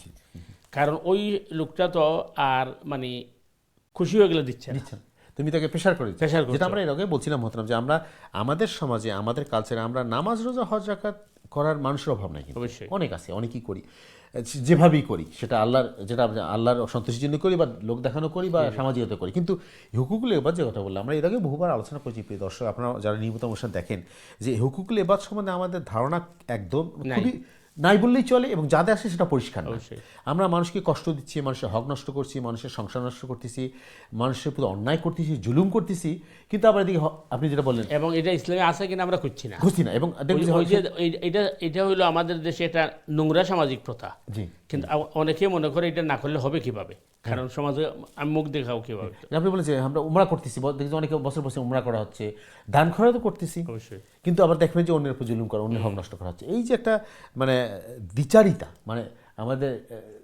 দুই রকম চরিত্র একই মানুষের বা একই পরিবেশে আমরা থেকে, এটা কি ইসলাম কিভাবে দেখে, এটা আমাদের কিভাবে বলবেন? না, এটা তো আগেই বলছি, এটা চরম অন্যায় এবং এটা একদম জুলুম। আপনি মানে যারা অসহায় মানুষ তাদেরকে আপনি বিপদে ফেলে দিচ্ছেন, এক নাম্বার। দুই হচ্ছে কষ্ট দিচ্ছেন, কষ্ট দিচ্ছেন। নাম্বার দুই হচ্ছে যে আপনি একটা এই বাদ একটা জিনিসের সমাজ আপনি পরিচালনা করছেন। তো আপনার মেয়ে বা ছেলের বিয়ার সময় যখন আপনি এগুলো করবেন, তখন আশপাশে এটার প্রভাব পড়ে। যেমন দেখবেন আপনি 500,000 বরযাত্রী নিয়ে যাচ্ছে, কিন্তু আরেকজন সে নিজে খাইতে পারছেন, তার মেয়ে বিবাহ দিবে কিভাবে? না, এক্সাম্পল তো আমাদের এই দর্শক যেটা প্রশ্ন করলেন, উনি তার সংসার চালাতে একটা কষ্ট, অবশ্যই। হয়তো তার থাকার জায়গা আছে কিন্তু তার কোনো সম্পত্তি নাই, আয় নাই, হয়তো কষ্ট করে চলেন। তার কাছে যদি এইটা যে অন্যায় ডিমান্ড করা হয় তার মেয়ের বিবাহের জন্য, তাহলে এটা একটা জুলুম তো। অবশ্যই। আল্লাহ মাফ করুক, আল্লাহ আমাদের সবাই বোঝা তৌফিক দান করুন। মহতরম সুপ্রিয় দর্শকবৃন্দ, আপনারা দেখছেন আপনাদের প্রিয় অনুষ্ঠান দিনই সমাধান। আপনাদের প্রশ্ন জিজ্ঞাসা মতামত নিয়ে আমাদের সহ আপনারা প্রশ্ন করবেন, মতামত দিবেন, এবং যারা ইমেল করতেছেন ইমেল করবেন। মহতরম একটু আমাদের বিরতি দিতে হবে। তারা একটা ছোট্ট একটা আমাদের প্রশ্ন ছিল, আমাদের ফারুক উদ্দিন ভাই প্রশ্ন করছিলেন। উনি বলছেন যে আমার একটা ব্যাঙ্ক অ্যাকাউন্টে কিছু ইন্টারেস্ট জমা হয়েছে। উনি বাংলাদেশে এক গরিব পরিবারকে তার একটা ঘর তৈরি করার জন্য এই ইন্টারেস্টের টাকাটা দিতে চান। তার কোনো যাকে দিচ্ছেন তার কোনো ইনকাম নেই এবং তার গরিব মানুষ, হয়তো দিন আনি দিন খায় এবং খুব বয়স্ক মানুষ, তাদেরকে এই টাকাটা দেওয়া যাবে কি না, বা এবার একটু বিস্তারিত জানতে চাচ্ছেন যে প্লিজ। জি ফারুক ভাই, আপনার ইন্টারেস্টের টাকা যেটা আছে, যেটা দিয়ে আপনি চাচ্ছেন যে গরিবের ঘর বানিয়ে দিবেন, এটা আপনি দিতে পারবেন, কোনো অসুবিধা নাই। তবে বিষয় হলো যে আপনি ওখানে সওয়াবের কোনো নিয়ত করতে পারবেন না। আছে না, জাকাত দিলে সওয়াব হয়, এমনি দান খরচ করলে সওয়াব হয়, আমি আল্লাহর সন্তুষ্টির জন্য দিচ্ছি, এই ধরনের নিয়ত করতে পারবেন না। আপনি এমনি দিয়ে দিবেন তাকে, তার ঘর বানাইয়া সে ঘরের মধ্যে বসবাস করবে, এটা জায়েজ আছে আপনার জন্য অবশ্যই ইনশাআল্লাহ। মানে এই যে ইন্টারেস্টের টাকাটা আমি দিচ্ছি, এখানে আমি দান খয়রাত করতেছি, এটা কোনো মানে সবের চিন্তা ভাবনা করে দেওয়া যাবে, বা এটা আমি জাকাত দিচ্ছি সেটা বলা যাবে না, মানে আমি দিয়ে দিচ্ছি জাস্ট খালি আল্লাহ নামে দিয়ে দিচ্ছি। না, আল্লাহর নামে আল্লাহর নামে এমনি দিয়ে তুমি বিপদ বর্ষ তুমি ঘর বানাই ফেলো, বুঝছেন? আচ্ছা, আচ্ছা। কারণ হচ্ছে এটা তো হারাম পয়সা, তো হারাম পয়সাটা তো আপনি ওই আল্লাহর নামে দেওয়া আল্লাহর নামে যে দেওয়া যাবে না, এবং কোনো সবের এক কথা করা যাবে না। এক কথা এটা হচ্ছে আপনার জন্য মুসিবত কি আমি বলি আপনাকে। বিষয়টা হলো যে আপনি যখন ব্যাংকে অ্যাকাউন্ট করবেন তখন ইন্টারেস্ট অটোমেটিকলি আসবে। এখন এই ইন্টারেস্ট আপনি করবেন কি? এক সময় আমাদের যে মুফতিয়ানে কেরামতলা তারা বলছেন যে ওইটা নাই না, আপনি আপনার মূল টাকাটা আনবেন। কিন্তু পরবর্তী সময় উলামা কেরাম গবেষণা করে দেখছেন না, এটা মানে ভুল হচ্ছে। তার কারণ আপনার টাকাটা কিন্তু কর্মকর্তা খেয়ে ফেলছে, তখন আপনিও কিন্তু গুনাহগার হচ্ছেন। এই কারণ গুনাহগার হচ্ছেন, কোরআনে বলছে তাআবানু আলাল বিররি ওয়াত তাকওয়া ওয়ালা তাআবানু আলাল ইসমি ওয়াল উদওয়ান। কল্যাণকর কাজে সহযোগিতা করো, অকল্যাণকর কাজে নয়। এখন আপনার অ্যাকাউন্টের টাকা কিন্তু আপনি আনছেন না, কিন্তু সহযোগিতা পাচ্ছে, দিচ্ছে। এই জন্য মুফতিয়ানে কেরামের বক্তব্য হচ্ছে ওই টাকাটাকে হিসাব করে উঠিয়ে নিয়ে আসবেন। আসার পরে মনে করেন জনসেবামূলক কাজ, রাস্তা বানিয়ে দিলেন, অথবা টয়লেট বানিয়ে দিলেন, অথবা উনি যেভাবে বলছে গরিব মানুষ তার ঘরের দরকার, ঘর বানিয়ে দিলেন, ওইখানে কোনো সোয়াবের আমি যে এটার বিনিময় পাবো অথবা সোয়াব পাবো এই ধরনের কোনো নিয়ত না। মানে জনগণ উপকৃত হচ্ছে, কিন্তু আমি যেন কোনো রিটার্ন কিছু পাবো না বা চিন্তাও করবো না। জাযাকাল্লাহ খাইরান। ফরিদুল ভাই, আমরা দুঃখিত, আপনার প্রশ্ন আমরা এর আগে দিতে পারিনি যাওয়ার সময় সফলতার জন্য। আশা করি আপনার প্রশ্নের জবাব পেয়ে গেছেন। ধন্যবাদ আপনাকে আবারও প্রশ্ন করার জন্য। জাযাকাল্লাহ খাইরান। সুপ্রিয় দর্শকবৃন্দ, আপনারা দেখছেন আপনাদের প্রিয় অনুষ্ঠান দিনই সমাধান। আপনাদের প্রশ্ন, জিজ্ঞাসা, মতামত নিয়ে আমাদের অনুষ্ঠান। সো আপনার প্রশ্ন করবেন, মতামত দিবেন। আমাদের যে আজকের বিষয় মেরাজ, অথবা আমাদের দৈনন্দিন জীবনে চলার পথে যে সমস্যার আমাদের সম্মুখীন হই, যে প্রশ্নগুলো আমার জাগে, সেটা ইবাদতের ক্ষেত্রে হোক বা মাসলা মাসালের ক্ষেত্রে হোক, সো আপনার প্রশ্ন করবেন ইনশাআল্লাহ। সরাসরি লাইনে 02351507 দিচ্ছি, জানাবো। অথবা যদি ইমেল করতে চান, ইমেল করবেন সংক্ষিপ্ত আকারে দিনই সমাধান @gmail অ্যাড্রেসে। প্রিয় দর্শকবৃন্দ, আমরা ছোট্ট একটি বিরতি যাব।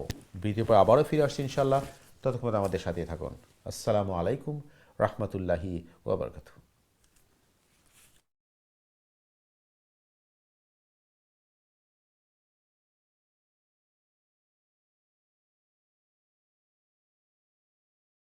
আসসালামু আলাইকুম রহমতুল্লাহি ওয়া বারাকাতুহু। দিন টিভির সময় দর্শকবৃন্দ, বিরতির পরে আবার আপনাদের স্বাগত জানাচ্ছি আপনাদের প্রিয় অনুষ্ঠান দিনই সমাধানে। যারা যে জায়গা থেকে আমাদের অনুষ্ঠানে যোগদান করছেন, আপনাদের সবাই স্বাগতম, মোবারক। প্রিয় দর্শকবৃন্দ, আমরা আলোচনা করছি মেরাজ নিয়ে, পাশাপাশি আমাদের দৈনন্দিন জীবনে জীবনধর্মী যে জিনিসগুলো আমাদের জানা দরকার, যিনি ইমানদার হিসাবে, একজন মুসলিম হিসাবে, আমরা এই ব্যাপারে প্রতিদিনত আলোচনা করি। আপনারা এবার প্রশ্ন করতে চান, প্রশ্ন করবেন ইনশাআল্লাহ। অথবা ইমেল করতে চান, ইমেল করবেন। যারা প্রশ্ন করতে সরাসরি লাইনে 02351507 দিচ্ছি, দাম। অথবা যারা ইমেল করতে চান, ইমেল করবেন সংক্ষিপ্ত আকারে দিনই সমাধান @gmail অ্যাড্রেসে। প্রিয় দর্শকবৃন্দ, আমাদের অনুষ্ঠানে উপস্থিত রয়েছেন আমাদের প্রিয় মেহমান, আমাদের নিয়মিত মেহমান, ইমাম খতিব মহতারাম মুফতি হাসান নুরুজ্জামান চৌধুরী সাহেব। আমি অনুরোধ করব প্রিয় দর্শকবৃন্দ, আপনার প্রশ্ন করার সময় টিভির ভলিউম কমিয়ে দিয়ে অথবা মিউট করে আমাদের ফোনে কথা বলবেন। এরপর আপনার টিভিতে অনুষ্ঠান দেখতে থাকবেন ইনশাআল্লাহ। মোহতারাম, আমরা একটু যদি আলোচনা করি, আপনি শুরুতে বললেন যে আসলে গত অনুষ্ঠানে আমার একটা প্রশ্ন আসছে এরকম যে আসলে মুত্তাকি কারা? আমরা যারা নিজেরা নামাজ পড়ি, নিজেকে মুসলিম দাবি করি, ইমানদার মনে করি, এবং যে আমাদের প্রাতিষ্ঠানিক যে ইবাদতগুলো আছে, আমরা যেটা বলি নামাজ, যেটা আমরা দেখতে পারি যে নামাজ, রোজা, হজ, যাকাত আমরা রেগুলার করি, কিন্তু আমরা যেটা শুরুতেই আলোচনা করলাম, আমার দর্শক প্রশ্ন করলেন যে এই যে হুকুকুল এবাদের ব্যাপারে আমাদের কনসেপ্ট ক্লিয়ার না। আমরা আসলে এটা বুঝি না যে হুকুকুল এবাদটা কী, এবং এটা যে একটা মারাত্মক বিষয়, গুরুত্বপূর্ণ বিষয়, একটা ফরজ এবাদা, এই ব্যাপারে আমাদের কনসেপ্ট খুবই কম, এবং আমরা জিনিসটা আমাদের ক্লিয়ার না। একটু ফোকাস করবো বিভিন্ন দর্শকবৃন্দ, খুবই গুরুত্বপূর্ণ জিনিস। আপনারা অংশগ্রহণ করবেন, আপনার মতামত দেবেন ইনশাআল্লাহ। জানতে আসলে প্রথমে যে জিনিসটা আছে, মুত্তাকি কারা? যারা আল্লাহর উপর ঈমান এনেছেন, আমাদের প্রাতিষ্ঠানিক ইবাদতগুলো করি, তারা কি মুত্তাকি? না মুত্তাকি হওয়ার জন্য কোনো গুণাবলী অর্জন করতে বা কোনো বিশেষ কাজ করতে হবে? একটু যদি জানাতেন। দেখেন, মুত্তাকির ডেফিনেশন তো কোরআন কারীমে প্রথমে দেওয়া হচ্ছে, আল্লাযীনা ইউমিনুনা বিল গায়ব ওয়া ইউকিমুনাস সালাহ ওয়া মিম্মা রাযাকনাহুম ইউনফিকুন। যারা এই গায়বের উপর বিশ্বাস করবে, অর্থাৎ আল্লাহ, হাসর, নসর, জান্নাত, জাহান্নাম, ফেরেশতা, এগুলো আমরা যারা যে জিনিসগুলো আমরা দেখছি না, চোখে আমাদের সচক্ষে দেখছি না, কিন্তু আমরা এগুলো বিশ্বাস করতে, জিনিসগুলো আছে। জি। ওয়া ইউকিমুনাস সালাহ, এবং নামাজ প্রতিষ্ঠা করবে। নামাজ প্রতিষ্ঠা ছাড়া সে মুমিন হতে পারে না, মুত্তাকি হতে পারে না। ওয়া মিম্মা রাযাকনাহুম ইউনফিকুন, আল্লাহর দেওয়া রিজিক থেকে আল্লাহর রাস্তায় খরচ করবে। এবং রিজিক বিভিন্নভাবে হতে পারে, আমরা আগে আলোচনা করছি। জি জি। ওয়াল্লাযীনা ইউমিনুনা বিমা উনজিলা ইলাইক ওয়া মা উনজিলা মিন ক্বাবলিক। ওয়াল্লাযীনা ইউমিনুনা বিমা উনজিলা ইলাইক, যা রাসূল করিম সাল্লাল্লাহু আলাইহি ওয়াসাল্লাম নিয়ে আসছেন তা, এবং তার পূর্বে যে সমস্ত আসমানি কিতাবগুলো আসছে তার উপর কী করতে হবে? ঈমান আনতে হবে। ওয়াল্লাযীনা ইউমিনুনা বিমা উনজিলা ইলাইকা ওয়া মা উনজিলা মিন ক্বাবলিক ওয়া বিল আখিরাতি হুম ইউকিনুন, এবং আখিরাতের দিবসের উপর সে ঈমান আনয়ন করতে হবে। কারণ আখিরাত যদি বিশ্বাস না করে তাহলে সে ইমানদার নয়, মুমিন মুত্তাকি নয়। এবং মুত্তাকি শব্দটা আসলে তাকওয়া থেকে এসেছে।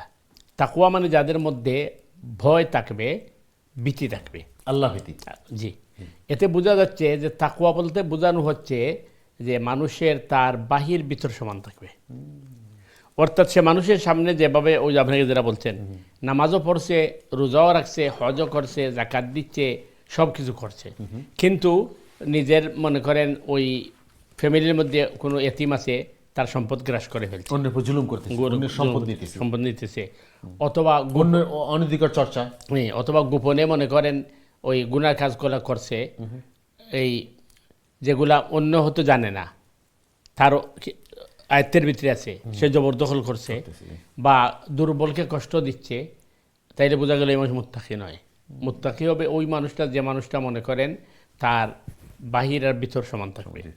যেমন সৈয়দনা ওমর ফারুক রাদিয়াল্লাহু তাআলা আনহুর এই খেলাফতের আগে, আবু বকর সিদ্দিক খেলাফতের পরে, যখন এই আবু বকর সিদ্দিক পরামর্শ নিচ্ছিলেন সব সাহাবার কেরামের কাছ থেকে যে কাকে তারপরে খলিফা বানানো যায়, তো ভিন্নজন ভিন্ন মত দিচ্ছেন। অনেকের মতে যে ওমর রাদিয়াল্লাহু তাআলা আনহু খুবই কঠোর, তিনি গেলে কি হবে।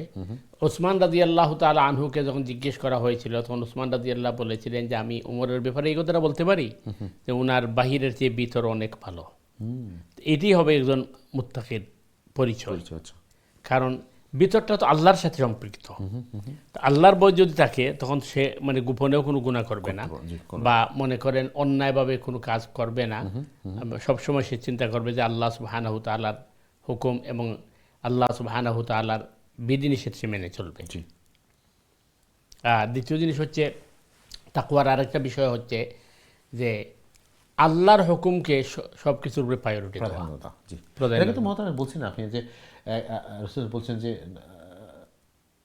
যে আল্লাহ এবং আল্লাহ রসুলকে তার নিজের জীবন, অবশ্যই নিজের সন্তান সন্ততি বা সম্পদ থেকে তা বেশি প্রাধান্য না দেবে, উপরে না রাখবে, সে পরিপূর্ণ ঈমান। অবশ্যই না, এবং আমরা তো দিচ্ছি না। ওই যে আমরা আগের আলোচনা যেটা করলাম, মনে করেন আমরা মুসলমান, আমরা সব কিছু মানি, কিন্তু বিয়ে শাদী আসার পরে আর ইসলাম তখন আর ইসলামের তখন আমরা বলি সমাজ কি বলবে, তখন আমার সামাজিকতার বেশি প্রাধান্য। এখন মনে করেন সে মানে খাইতে পারছে না অথবা ভিক্ষা করছে, সেও কিন্তু ওই সামাজিকতার খাতিরে অনেক কিছু করতে হয়। তো এগুলা তাকওয়া পরিপন্থী, এবং এগুলা হচ্ছে কি। আর আরেকটা হলো যে তাকওয়ার আরেকটা বিষয় হচ্ছে যে সে ওই মানুষ সমাজে যা করবে গোপনেও কিন্তু এবাদতের ক্ষেত্রে সে উদাসীন হবে না, উৎসাহিত করে না। সে জানে এবাদত তুমি আল্লাহর জন্য করছি, এবং এগুলো আল্লাহ সুবহানাহু তাআলা দেখছেন এবং আল্লাহ জানেন।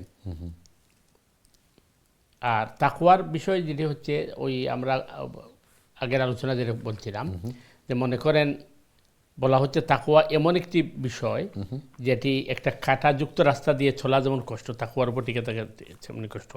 কারণ দুনিয়ার লোভ লালসা, দুনিয়ার আপনার কালচার, সভ্যতা, এই সংস্কৃতি অনেকগুলো কিন্তু ইসলাম বা ইমানের সাথে সাংঘর্ষিক। তখন অনেক সময় আমরা কি করি, ওইগুলা থেকে আমরা নিজকে রক্ষা করতে পারি না, কারণ সমাজের কারণে। তাহলে তো আমি পরিপূর্ণ মুমিন নাই, পরিপূর্ণ তাকওয়া আমার নাই। দেখুন খুবই গুরুত্বপূর্ণ একটা জিনিস আমরা আলোচনা করলাম। প্রিয় দর্শক, আপনারা শুনলেন, আসলে আমরা অনেকেই বলি যে আমরা ইমানদার, আমরা মুত্তাকি। আসলে ইমানদার মুত্তাকি হওয়ার জন্য যে গুণাবলী দরকার এবং আমাদের কি কাজগুলো করা দরকার সেগুলো আমরা জানা দরকার আমাদের। এবং এই জন্য মহতারাম বলেন যে আমাদের একটু পড়াশোনা করা দরকার ইসলামের ব্যাপারে, আমাদের বেসিক যে নলেজগুলো, জ্ঞানগুলো সে অর্জন করা দরকার কোরআন হাদিস থেকে, এবং সঠিক সোর্স থেকে আমাদের এই জ্ঞানগুলো অর্জন করা দরকার, যাতে আমরা সঠিক জিনিসটা জানতে পারি এবং সত্যিকার একজন প্রিয় বান্দা, আল্লাহর প্রিয় বান্দা হতে পারি। আল্লাহ আমাদের সবাই তৌফিক দান করুন। মহতারাম, আমি একটু অনলাইনে আরেকটু কটা প্রশ্ন আমাদের নিতে হয়। আমাদের এক বোন সালমা প্রশ্ন করছেন, ওকে, বলছেন যে আমাদের সমাজে পায়ে হাত দিয়ে সালাম করা একটা প্রচলন আছে।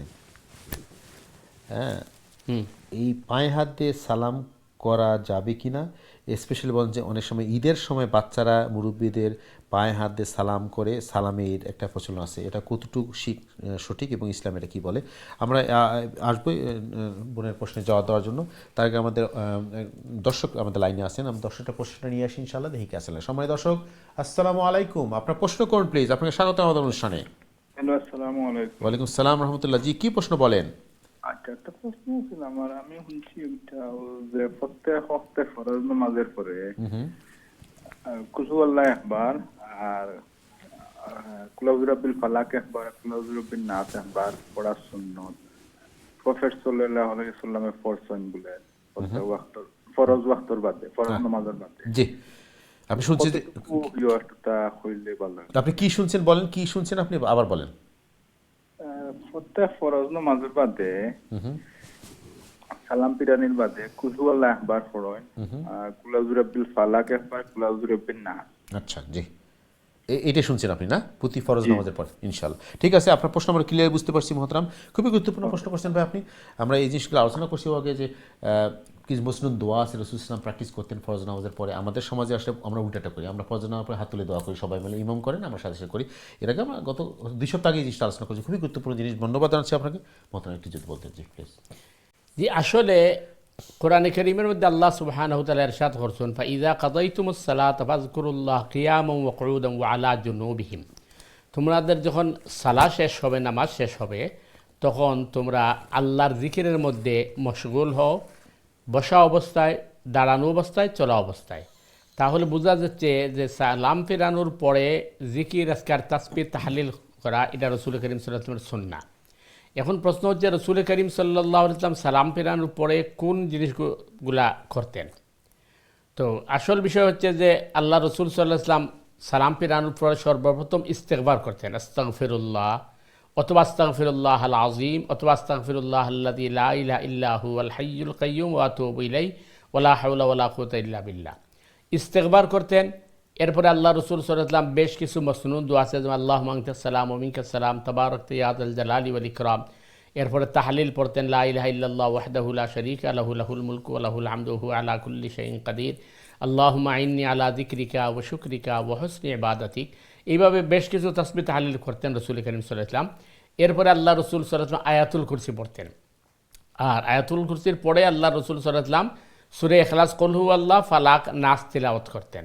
এগুলো রসুল সাল্লাল্লাহু আলাইহি ওয়াসাল্লামের অভ্যাস ছিল যে সালাম ফেরানোর পরে এই তাসবিহ তাহলিল করে পড়তেন, এবং সুবহানাল্লাহ 33 বার, আলহামদুলিল্লাহ 33 বার, আল্লাহু আকবার 34 বার। তো আপনি যেটা শুনছেন এটা ঠিকই আছে, মানে ওই আপনার সালাম ফেরানোর পরে ইস্তেগফার, এরপরে মসনুন দোয়া, এরপর আয়াতুল কুরসি, এরপরে মনে করেন ওই সূরা ইখলাস, ফালাক, নাস এগুলা তিলাওয়াত করা। এই স্বভাবত আল্লাহ রসুল সাল্লাল্লাহু আলাইহি ওয়াসাল্লাম একবার করে পড়তেন, কিন্তু মাগরিবের পরে 3 বার পড়তেন এবং ফজর পরে 3 বার। আর যখন আল্লাহ রসুল বেঠো যাইতেন তখন ইখলাস, ফালাক, নাস পরে হাতের মধ্যে ফু দিতেন, এবার সারা শরীরে আল্লাহ রসুল সাল্লাল্লাহু আলাইহি ওয়াসাল্লাম মাসে করতেন 3 বার। এটা শুধু মানে ঘুমানোর সময়। আর বাকি প্রত্যেক নামাজের পরে একবার, মাগরিবের পরে 3 বার এবং এই ফজর পরে 3 বার। ওই সময় আর ফু দিতেন না। এটি আছে আল্লাহ রসুলের আমল। তো আশা করি ক্লিয়ার হয়েছে। আপনি মানে এগুলো হচ্ছে রাসূল করিম সাল্লাল্লাহু আলাইহি ওয়াসাল্লাম মিনিমাম আমলের কথা বলছেন। এখন যদি আপনি আরও অন্য কিছু তসবিহ করতে চান সেই সুযোগ আছে ইনশাআল্লাহ। ধন্যবাদ সময় দর্শন। প্রথমে এর আগে একটা আপনি কথা বলছেন, রাসূল সাল্লাল্লাহু আলাইহি ওয়াসাল্লাম বলছেন যেরকম একটা যদি প্রতি ফরজ নামাজে কেউ যদি ফরজ নামাজের পরে আয়াতুল কুরসি পড়ে, তার সাথে বেহেশতে যাওয়ার মৃত্যু ছাড়া আর কোনো বাধা নাই। জি জি, এটা খুব গুরুত্বপূর্ণ একটা আমল। প্রিয় দর্শক, আমরা এর আগে আলোচনা করছিলাম, মহতরম বলছেন যে আসলে অনেকগুলো আমল রাসূল সাল্লাল্লাহু আলাইহি ওয়াসাল্লাম করতেন ফরজ নামাজের পরে। তার মধ্যে খুব বেসিক আমল যেটা আপনি আজকে আলোচনা করছেন, সুন্দর প্রশ্নের জন্য ধন্যবাদ। মহতরম, আমরা যে আলোচনা আমাদের বোন প্রশ্ন করছিলেন যে পায়ে হাত দিয়ে সালাম করার যে আমাদের ট্রেডিশন আমাদের সমাজে আছে, এবং স্পেশালি আমার ঈদের সময় বা অনুষ্ঠানে আমরা পায়ে সালাম করি, এবং সালামের একটা এই জিনিসটা ইসলাম কী বলে বা এটার প্রথম বিষয় হচ্ছে যে সালাম কাকে বলে। তো সালাম মানে হচ্ছে দোয়া। আপনি একজনকে বলেন আসসালামু আলাইকুম, অর্থাৎ তার শান্তির দোয়া আপনি করেন, দোয়া করলেন। প্রতি উত্তরে আপনি বলবেন ওয়ালাইকুম আসসালাম। আর এটি হচ্ছে সালামের পদ্ধতি। এছাড়া সালামের আর কোনো পদ্ধতি ইসলামে নেই। 1 নাম্বার 2 হচ্ছে যে সালাম করার সময় হাত দিয়ে ইশারা দেওয়া, এটা স্বভাবত সুন্নাহ নয়, এটা প্রয়োজনের থাকে দিয়ে। অনেক দূর থেকে, হ্যাঁ, হয়তো আপনি একজন মানুষ দূরে আছে, আপনি সালাম দিচ্ছেন, তখন আপনি তাকে বুঝাচ্ছেন যে আমি সালাম দিছি, শুনতে পারেন, কিন্তু মানে কাছে আইলে হাত তোলা দেওয়া এটা সুন্নাহ পরিপন্থী। আর সালাম পায়ে ধরে যেটা দেওয়া হয় এটা আসলে সালাম না, এটা কিভাবে আসছে আমাদের সমাজে আমরা জানি না। এটাকে মানে ওই আমাদের দেশীয় কালচার বলা যেতে পারে, অথবা এটা এক ধরনের ভক্তি। সুতরাং এটার মধ্যে মানে এটার সাথে ইসলামের কোনো সম্পর্ক নাই, এবং এটা ইসলামের সাথে সাংঘর্ষিক। নাম্বার 2 হচ্ছে যে ঈদের সময় আসার পরে ওই ছোটরা সালাম করবে আর তাকে সালামি দেওয়া হবে, এটাও কিন্তু আরেকটা মানে আমাদের দেশীয় কালচার বলা যেতে পারে।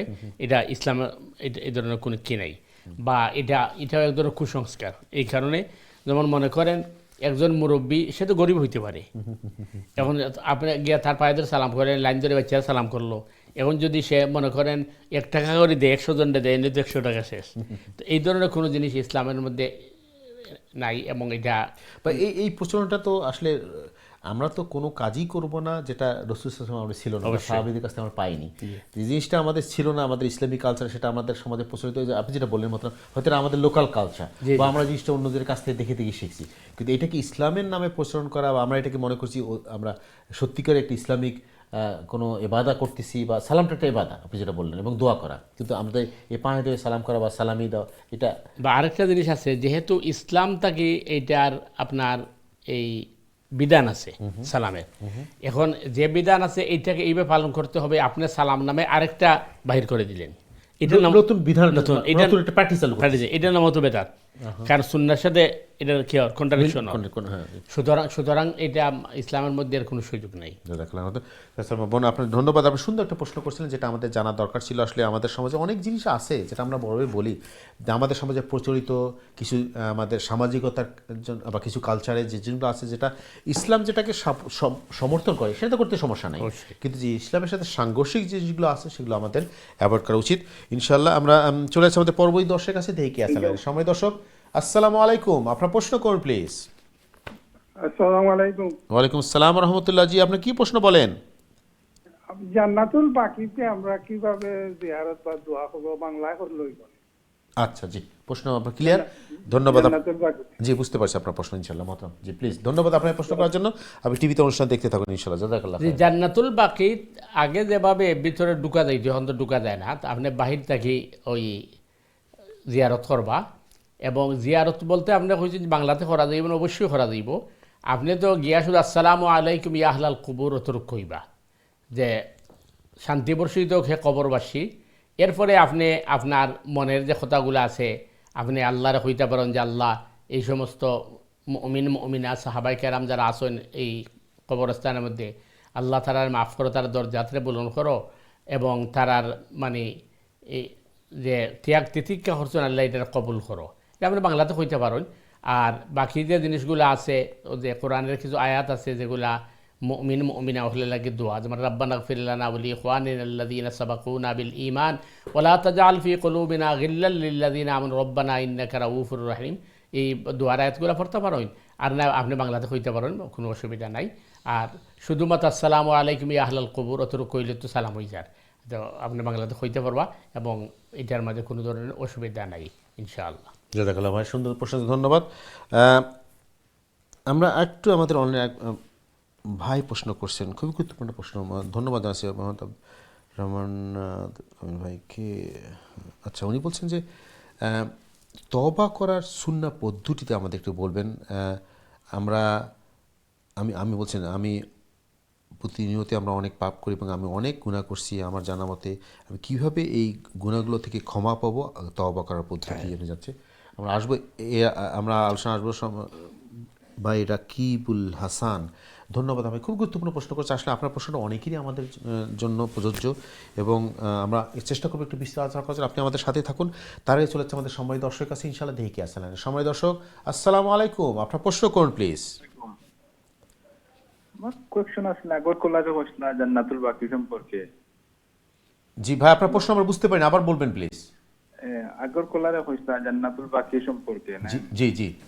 তো সালাম দিলা আসসালামু আলাইকুম ইয়া আহলাল কুবুর, পাস হইয়া আপনার রাতুল লেফটে দি রাসূল সাল্লাল্লাহু আলাইহি ওয়াসাল্লাম তো রওজা, রাসূল সাল্লাল্লাহু আলাইহি ওয়াসাল্লাম সালাম কিলা দিতাম আপনার, বিসমিল্লাহ আলহামদুলিল্লাহ সালাতু ওয়াসসালামু আলাইকা ইয়া রাসূলুল্লাহ মোলান। আচ্ছা, ঠিক আছে, জি মোহতরম, বুঝতে পারতে পারছি। জি, আপনার প্রশ্ন বুঝতে পারছি। আপনার আগের দর্শকের সাথে সুন্দর প্রশ্ন করছেন আপনি, জানার জন্য মোহতরম। জি, ধন্যবাদ আপনাকে ভাই প্রশ্নের জন্য। জি যে আপনি রসুল করিম সাল্লাল্লাহু আলাইহি ওয়াসাল্লামের রোজা থর গেলে তো আপনি এই যে পাসিস দিয়া প্রবেশ করা হয়, এটা তো এখন সম্ভবত অনলাইনে আগে বুকিং দেওয়া লাগে, আগে তো আটিয়ে দেওয়া দিত। তো গেলে আপনি আসসালাতু ওয়াসসালামু আলাইকা ইয়া রাসূলুল্লাহ, সালাতু ওয়াসসালামু আলাইকা ইয়া নবী আল্লাহ, সালাতু ওয়াসসালামু আলাইকা ইয়া হাবিব আল্লাহ, এইভাবে হইতে পারবা। অথবা আপনি যেটা খুঁজছেন বিসমিল্লাহ আলহামদুলিল্লাহ ওয়াসসালাতু ওয়াসসালামু আলা রাসূলিল্লাহ আসসালামু আলাইকুম, অথবা আপনি মানে ইনো দাঁড়াইয়া যদি দাঁড়াইবার সুযোগ থাকে তাহলে আপনি দুরুদ পড়তে পারবা, সবটা সুযোগ আছে। অথবা মানে আপনি এই বাবে জিবরিল যেটা হয় অর্থাৎ বাহিরে দাঁড়াইও কিন্তু জিয়ারত করা যায়। আপনি ইনো জায়গায় দাঁড়াইও আসসালাতু ওয়াসসালামু আলাইকা ইয়া রাসূলুল্লাহ, আসসালাতু ওয়াসসালামু আলাইকা ইয়া নবী আল্লাহ, আসসালাতু ওয়াসসালামু আলাইকা ইয়া হাবিব আল্লাহ, এরপরে বিসমিল্লাহ আলহামদুলিল্লাহ ওয়াসসালাতু ওয়াসসালামু আলা রাসূলিল্লাহ, এগুলো হইতে পারবা। আর আপনি চাইলে তাশাহুদও পড়তে পারবা, যেমন আমরা নামাজে যেটা বলি তাহিয়াতু লিল্লাহি ওয়াসসালাওয়াতুত তাইয়্যিবাত আসসালামু আলাইকা আইয়ুহান নাবিয়্যু, কারণ এই জায়গার মাঝে নবীরে সালাম দেওয়া হয়, সুতরাং এগুলো পড়তে পারবা, কোনো অসুবিধা নাই। তো রসুল করিম সাল্লাল্লাহু আলাইহি ওয়াসাল্লামের রওজার সামনে দাঁড়াইয়া আসসালাতু ওয়াসসালামু আলাইকা ইয়া রাসূলুল্লাহ, আসসালাতু ওয়াসসালামু আলাইকা ইয়া নবী আল্লাহ, আসসালাতু ওয়াসসালামু আলাইকা ইয়া হাবিব আল্লাহ। আর আপনি যেটা খুঁজছেন বিসমিল্লাহ আলহামদুলিল্লাহ ওয়াসসালাতু ওয়াসসালামু আলা রাসূলিল্লাহ, সবটি হওয়ার সুযোগ আছে ইনশাআল্লাহ। জাযাকাল্লাহ ভাই, আপনার প্রশ্নের জন্য ধন্যবাদ। সুন্দর জিনিস আমরা জানলাম আজকে। রওজা মুবারক জিয়ারত করার যে জিনিসটা খুবই গুরুত্বপূর্ণ জিনিস আমরা জানা হলো, ধন্যবাদ। আমার এর আগে আমাদের ভাইরা রাকিবুল হাসান যে প্রশ্ন করছেন তওবার ব্যাপারে, মহতারাম, যে উনি তওবার করার যে শূন্য পদ্ধতি কী এবং আমরা কীভাবে যে গুনাহগুলো আল্লাহর কাছ থেকে মাপ নেব বা মাপ পাবো। জি ভাই, আসলে এক তওবা তো হইল আমরা সবসময় ইস্তেগফার করতে থাকবো, আস্তাগফিরুল্লাহ আস্তাগফিরুল্লাহ আস্তাগফিরুল্লাহ, অথবা আস্তাগফিরুল্লাহ আল্লাযী লা ইলাহা ইল্লা হুয়াল হাইয়ুল কাইয়্যুম ওয়া আতুবু ইলাইহি আস্তাগফিরুল্লাহাল আযীম। সবসময় উঠতে বইতে ইস্তেগফার করা, এটা হাদিসে খুব ফজিলত আইছে, এবং আল্লাহ বিপদ আপদে সরাইন এবং আল্লাহ তার নিয়ামত দান করেন। আর আপনি যেটা কইছেন যে হয়তো আমার জীবনে অনেক গুনাহ করছি, অথবা কোনো ফিক্সড গুনাহ আছে যেটার লাগে আমি টেনশন করা মাফ হয়েছে কিনা, এটার লাগে আমি তওবা কীভাবে করবো। প্রথম নম্বর হলো যে গুনাহ মানুষ মাত্র ইয়ে থাকে, তো নিজের গুনারে প্রকাশ করা এটাও আরও বড় গুনাহ, অর্থাৎ এটা আপনি অন্য লোকে শেয়ার করতে না, কিন্তু যেহেতু এটা আপনি আর আল্লাহ জানেন, এই হিসাবে আপনি মনে করুকা এই 2 রেখা অজু বা সুন্দর করে অজু করিয়া 2 রেখাত সালাত আদায় করলা, এটার লাগি সবচেয়ে উত্তম টাইম হবে তাহাজ্জুদের সময়। আপনি 2 রেখাত সালাত আদায় করে নামাজ আদায় করলা এই নিয়তে, যে তওবার নিয়তে, যে আল্লাহ আমি আমার জীবনে যত গুনাহ করছি এটার মাপ চাই। আপনি 2 রেখাত নামাজ আদায় করলা এবং নামাজের শেষ সজদাত গিয়া আপনি এই লম্বা দোয়া করুকা, বাংলাতে হোকা, আল্লাহ সুবহানাহু তাআলা তো জানেন যে আপনি আমরা গুনাহ উল্লেখ করে হইতে পারেন, আল্লাহ আমি এই যে গুনাহটা করছি এটা আমার এই অবুজের কারণে অথবা শয়তানের প্ররোচনাত পড়িয়া আল্লাহ এই গুনার মধ্যে আমি জড়িত হয়ে গেছি, এবং আল্লাহ তুমি আমার মাফ করে দাও, এবং ভবিষ্যতে এই ধরনের গুনাহ আমি করতাম না, আমি এটা শপথ করলাম, এবং আল্লাহ আমি তৌফিক চাই আপনার কাছে যে আপনি আমার তৌফিক দান করবা, যাতে শয়তানের অসুয়াজত পড়ি এই ধরনের গুনার মধ্যে আমি আর জড়িত নাই। এটা হইল তওবার নিয়ম। আর স্বভাবত আমরা যে নামাজ পড়ি, নামাজের মধ্যে সালাম পেরে এবারে দোয়া মাসুরা যেটা আছে, আল্লাহুম্মা ইন্নী যালামতু নাফসি যুলমান কাসীরা, এটা তো তওবা, এটাও ইস্তেগফার। তো এই হইল একটা, প্রথমত হইল উঠতে বইতে ইস্তেগফার করা, আর 2 নম্বর হলো নামাজের মাঝে ইস্তেগফার আছে, আর 3 নম্বর হলো ফিক্সড আপনি যদি তওবার লাগি কী করতে চান তাইলে আপনি সুন্দরভাবে অজু করিয়া খালিস নিয়তে 2 রাকাত নামাজ আদায় করবা, কারণ সালার মাধ্যমে আল্লাহ সুবহানাহু তাআলার সাথে বান্দাবান্দি কানেক্টেড হয়। আর সালার মাধ্যমে আপনি শেষ সিজদাত গিয়া আপনি সুবহানা রব্বিয়াল আলা 3 বার পড়ার বাদে এরপরে আপনি আপনার এই গুনারে আল্লাহ সুবহানাহু তাআলার সামনে পেশ করুকা এবং হোকা, আল্লাহ আমি এটা না বুঝিয়া করছি, শয়তানের ওয়াসওয়াসাত পড়ছি, ভবিষ্যতে আমি এই জন্য গুনাহ করতাম না, এটা থেকে আমি লজ্জিত হইলাম, আর আল্লাহ আমার সঠিক পথে থাকার লাগি তুমি তৌফিক আতা ফরমাও। আশা করা যায় ইনশাআল্লাহ আল্লাহ সুবহানাহু ওয়া তাআলা মাফ করে দিবা। আমি জাযাকাল্লাহ খাইরান। খুব গুরুত্বপূর্ণ প্রশ্ন করেছে আমাদের রাশিদ ভাই, ধন্যবাদ আপনার প্রশ্নের জন্য। সুপ্রিয় দর্শকবৃন্দ, আপনারা দেখছেন আপনাদের প্রিয় অনুষ্ঠান দিনী সমাধান, আপনাদের প্রশ্ন জিজ্ঞাসা মতামত নিয়ে আমাদের অনুষ্ঠান। সো আপনার প্রশ্ন করবেন, মতামত দিন ইনশাআল্লাহ। তার আগে আমরা ছোট্ট একটি বিরতি যাচ্ছি প্রিয় দর্শকবৃন্দ, বিরতির পর আবারও ফিরে আসছি ইনশাআল্লাহ। ততক্ষণ আমাদের সাথেই থাকুন। আসসালামু আলাইকুম রাহমাতুল্লাহি ওয়া বারাকাতুহু।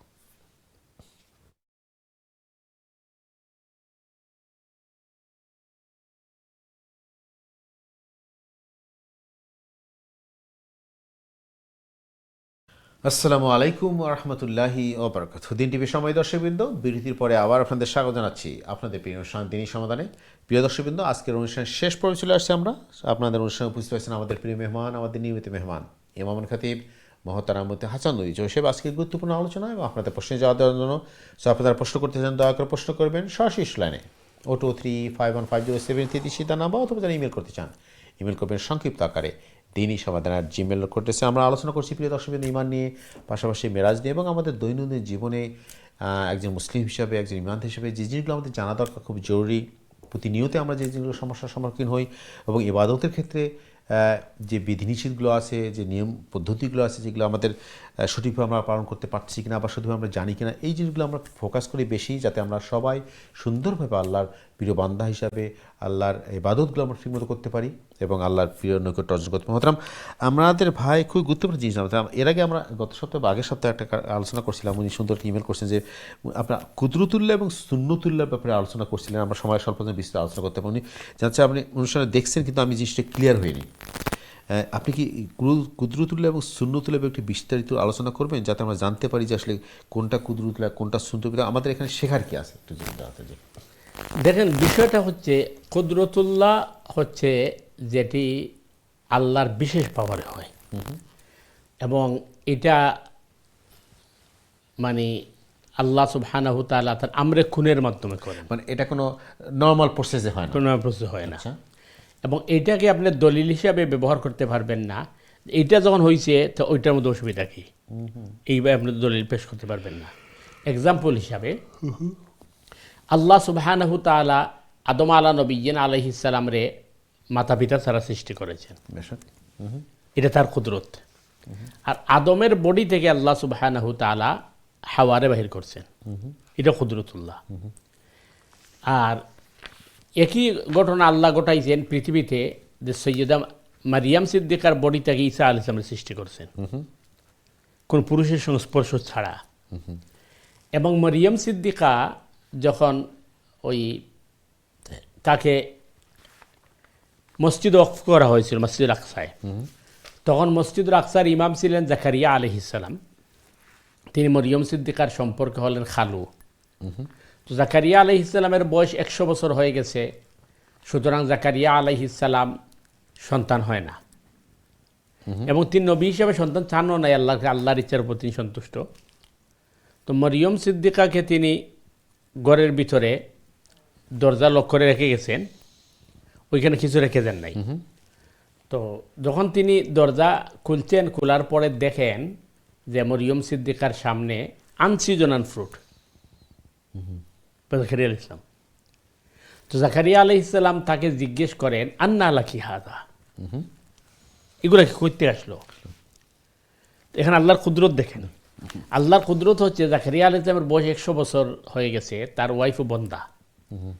তো তিনি সন্তান চান নাই কোনোদিন, কিন্তু তার মানে অন্তরের ভিতরে সন্তানের চাহিদা, ইচ্ছা আছে। আমরা ফিরে আসবো এখান থেকে। জাকারিয়া ইসলামের যে আন্তরিক ইচ্ছা ছিল একটা সন্তান পাবেন 100 বছর বয়সে, আল্লাহ সে ইচ্ছাটা পূরণ করছেন, এবং কীভাবে করছেন আমরা জানতে চেষ্টা করবো ইনশাল্লাহ। এবং এটাই হলো আল্লাহর কুদরতুল্লাহ। তার আগে চলে যাচ্ছে আমাদের সময় দর্শক আছে, দেখি কে আছে লাইনে। সময় দর্শক, আসসালামু আলাইকুম, আপনার প্রশ্ন করুন প্লিজ। হ্যালো, আসসালামু আলাইকুম। ওয়ালাইকুম সালাম ওয়া রাহমাতুল্লাহ। জি ভাই, কি প্রশ্ন বলেন? তোয়াফর সময় ডান হাত 7 চক্কর খোলা রাখা না 3 চক্কর? যে প্রথম 3 চক্কর। আচ্ছা, 3 চক্কর ডান হাত খোলা। জি, ওকে, আসসালামু আলাইকুম। ওয়ালাইকুম সালাম। জি মহতরম, আমরা যে আলোচনা ছিলাম। তো এখন আল্লাহর ইচ্ছা হলো দুইটা। একটা হচ্ছে জাকারিয়া তুমি আমার কাছে চাও, তোমাকে আমি সন্তান দিয়ে দিব। আরেকটা হচ্ছে যে পরবর্তী সময় মরিয়ম সিদ্দিকার যে কুদরত তার উপর আসবে, ঈসা আলাইহিস সালাম জন্ম নিবেন, এটা হঠাৎ আসলে তো জাকারিয়া আলাইহিস সালাম চিন্তা করবে এটা কীভাবে হলো। আগে তাকেও আল্লাহ কুদরতের নিদর্শন দেখাচ্ছেন। এখন জাকারিয়া আলাইহিস সালাম রুমে প্রবেশ করে জিজ্ঞেস করে, আন্না লাকি হাযা, এগুলো আসলো কোত্থেকে? ছিল না তো, ছিল না। তখন মরিয়ম সিদ্দিকা বলতেন, কারাত হুয়া মিন ইনদিল্লাহ, যেটা আমার আল্লাহর পক্ষ থেকে দেওয়া হচ্ছে।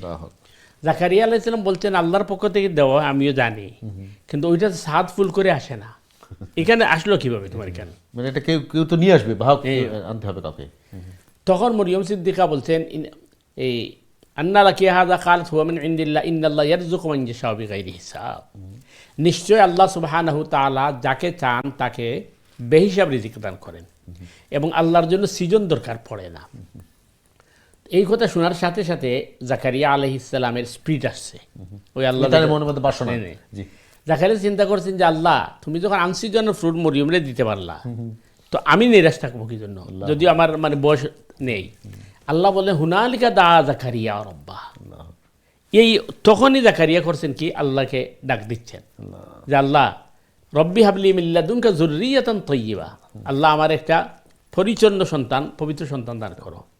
তাহলে আল্লাহ তাকে দিচ্ছেন। এটা হচ্ছে কুদরতুল্লাহ। আর সুন্নতুল্লাহ হচ্ছে যে ইসলামে যে বিধিবিধান দিচ্ছে আপনি এই স্বাভাবিক নিয়মে চলবেন, আল্লাহর উপরে তাওয়াক্কুল করবেন, এটার নাম হচ্ছে সুন্নতুল্লাহ। যেমন সন্তান যদি আপনি চান তাহলে আগে আপনি বিয়ে করবেন, জি, এরপরে আল্লাহর কাছে চাইবেন। ওই যে আগে বললাম কুদরতুল্লাহর সাথে আপনি কিন্তু compare করতে পারবেন না। একজন যদি বলে যে মরিয়ম যদি বিয়ে ছাড়া সন্তান হয়তো আমার হবে না, কি জন্য? এটা হইতে পারে না, এটা কুদরতুল্লাহ। আর সুন্নতুল্লাহ হচ্ছে স্বাভাবিক নিয়ম যেটা।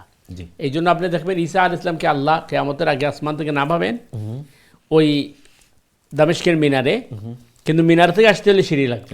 ফিরে আসবো মোহতারাম সুন্নতুল্লাহর ব্যাপারে। খুবই গুরুত্বপূর্ণ জিনিস প্রিয় দর্শক, আপনারা শুনছেন যে আসলে এই জিনিসগুলো আমাদের জানা দরকার। ইসলামে যে কিছু গুরুত্বপূর্ণ জিনিস আমাদের ইমানকে পাকাপোক্ত করার জন্য এবং আমাদের নলেজকে বৃদ্ধি করার জন্য এই জিনিসগুলো আমাদের জানা দরকার। ইনশাআল্লাহ আমরা আসলে চেষ্টা করি প্রতিষ্ঠানে কিছু কিছু জিনিস আলোচনা করার জন্য মোহতারামের কাছে। মোহতারাম কোরআন হাদিস থেকে আমাদের কিছু কিছু শেখান, কিছু গল্প শোনান এবং কোরআন হাদিসের বিভিন্ন বর্ণাগুলো শোনান আমাদেরকে, যাতে আমরা এই জিনিসগুলো জানতে পারি, বুঝতে পারি। ইনশাআল্লাহ আমরা আলোচনা করবো প্রিয় দর্শকবৃন্দ। তার আগে চলেছে আমাদের সময় দর্শক আছে ইনশাআল্লাহ, দেখি ক্যাসে লাইনে সময় দর্শক। আসসালামু আলাইকুম, আপনার প্রশ্ন করুন প্লিজ। ওয়ালাইকুম সালাম। জি বলেন। আমি দুইটা প্রশ্ন করতাম আছে। বলেন জি প্লিজ।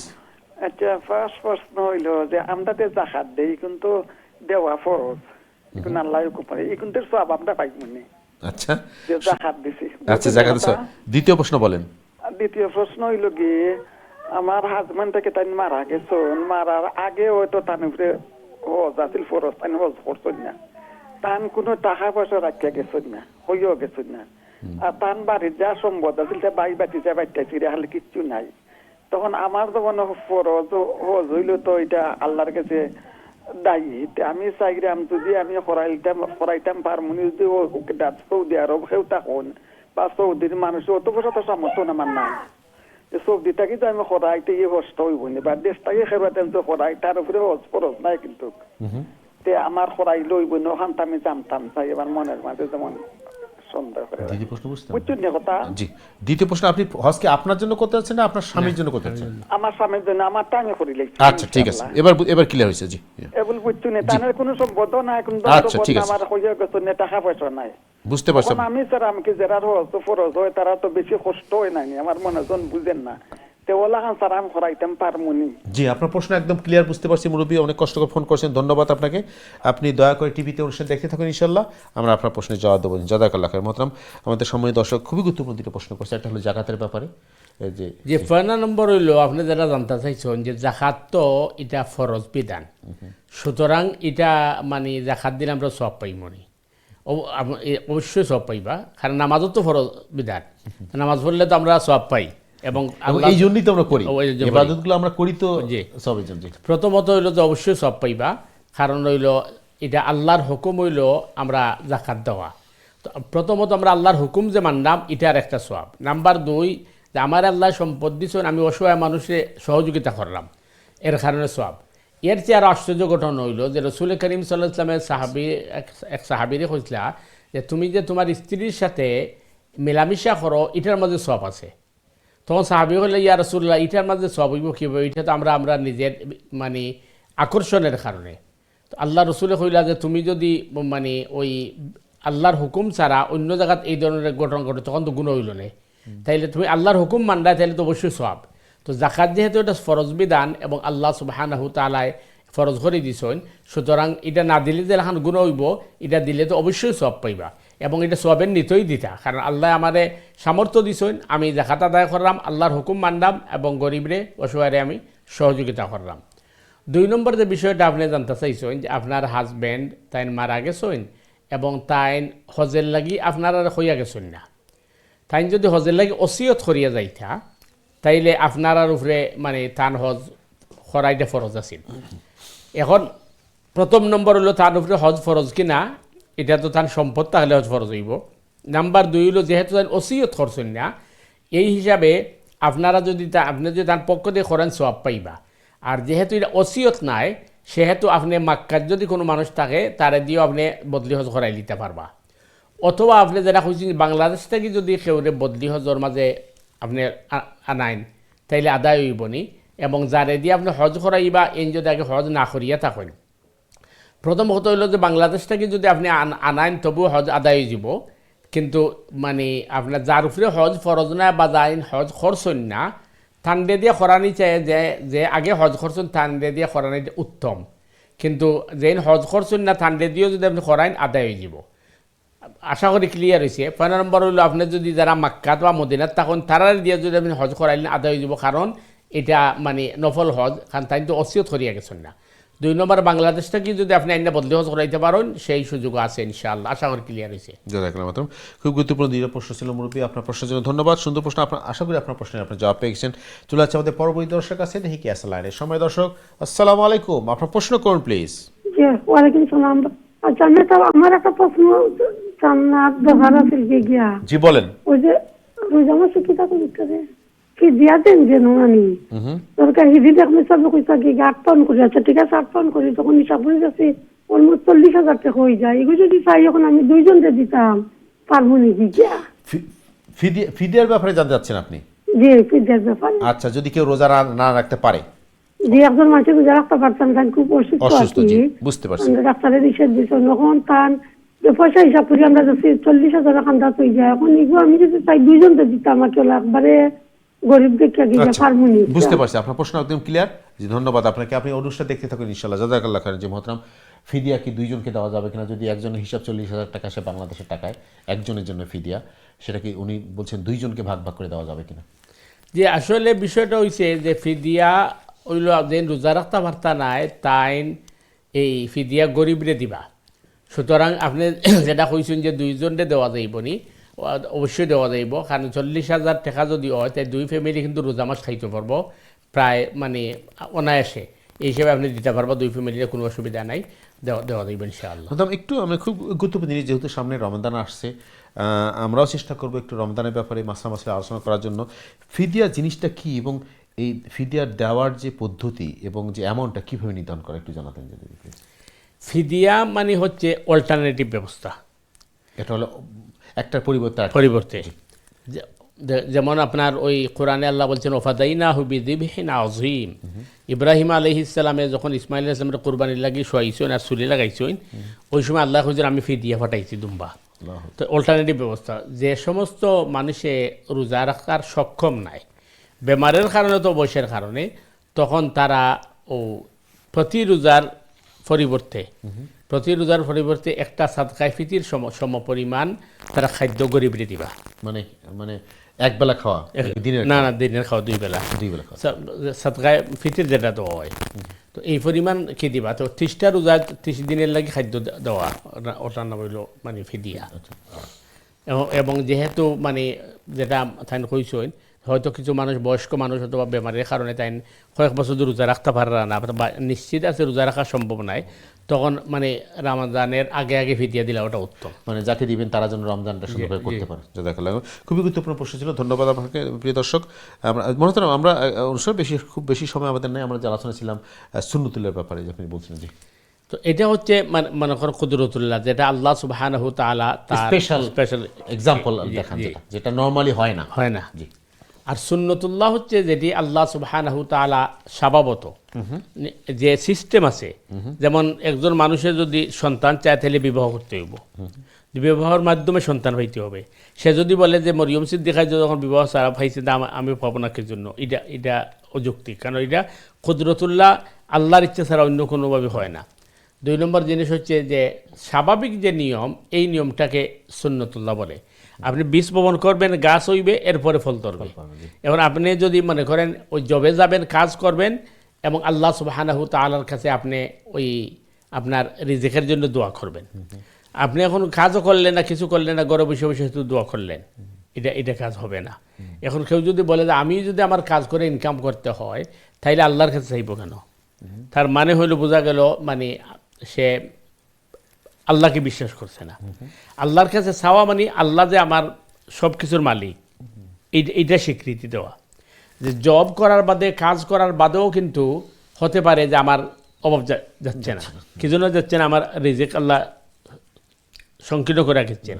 তো রিজিকের বারাকাতের জন্য আল্লাহ সুবহানাহু তাআলার কাছে চাইতে হবে। নাম্বার 2 হচ্ছে যে আমার চেষ্টার পরে আমি আল্লাহ সুবহানাহু তাআলার কাছে চাইতে হবে, যাতে করে আমার ঈমান আর ইয়াকিন যে সব কিছুর মালিক আল্লাহ। এই জন্য, কারণ এই দুনিয়াটা হচ্ছে পরীক্ষার হল। তো পরীক্ষার মাঝে যেভাবে প্রশ্নপত্র আসবে, দুনিয়ার সবগুলা কিন্তু প্রশ্নপত্র। যেমন মনে করেন আপনি এই একজন মানুষের আল্লাহ না করে ক্যান্সার হয়েছে, তো ক্যান্সার কমাইবার মালিক তো আল্লাহ, তাহলে আমি ডক্টর যাবো কেন? ডক্টর যাওয়াটা সবই একটা প্রশ্ন। জি জি, ডক্টর যাওয়াটা হচ্ছে সুন্নতুল্লাহ, বুঝছেন?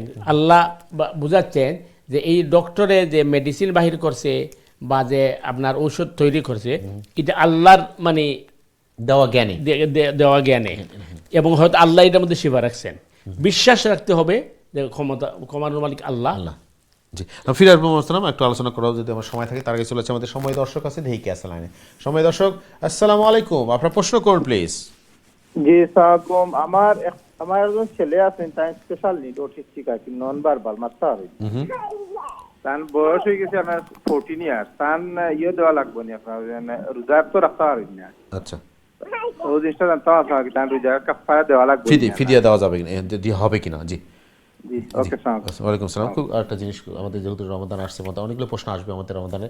বলছে তার 14 ইয়ার্সের বয় অসুস্থ, সে কথা বলতে পারে না, তার জন্য ফিদিয়া দিতে হবে কিনা? যে বিষয়টা হচ্ছে, যদি মানে ওই তার রোজা ফরজ আর বয়স হয়ে যায়, তাইলে তো ফিদিয়া দিতে হইব অবশ্যই। কিন্তু অসুস্থ যদি হয় তবু দিতে মানে না না, সে তো ফিদিয়াটা তো অসুস্থের জন্যই, সুস্থের জন্য তো ফিদিয়া নাই। কারণ মনে করেন রোজা যদি আপনি রাখতে না পারেন, এটা আপনার এই অসুখের কারণে অথবা বয়সের কারণে, আচ্ছা, তখন আপনাকে ফিদিয়া দিতে হবে। এখন আপনি যেভাবে বলছেন যে উনি তো অসুস্থ, এখন বুঝার বিষয় হলো ফিদিয়ার ব্যবস্থা কেন করা হয়েছে, এটা হেকমত কি? এটার হেকমত হচ্ছে যে দেখেন, আল্লাহ সুবহানাহু তাআলার কুদরতের নিদর্শন হচ্ছে এটা, যে ধনী গরিব সবাই কিন্তু রোজা রাখতে হবে। কিন্তু গরিবের যদি আপনার রোজা রাখার সক্ষমতা না থাকে, তখন তো সে নিজে খাইতে পারে, ফিদিয়া দিব করতে।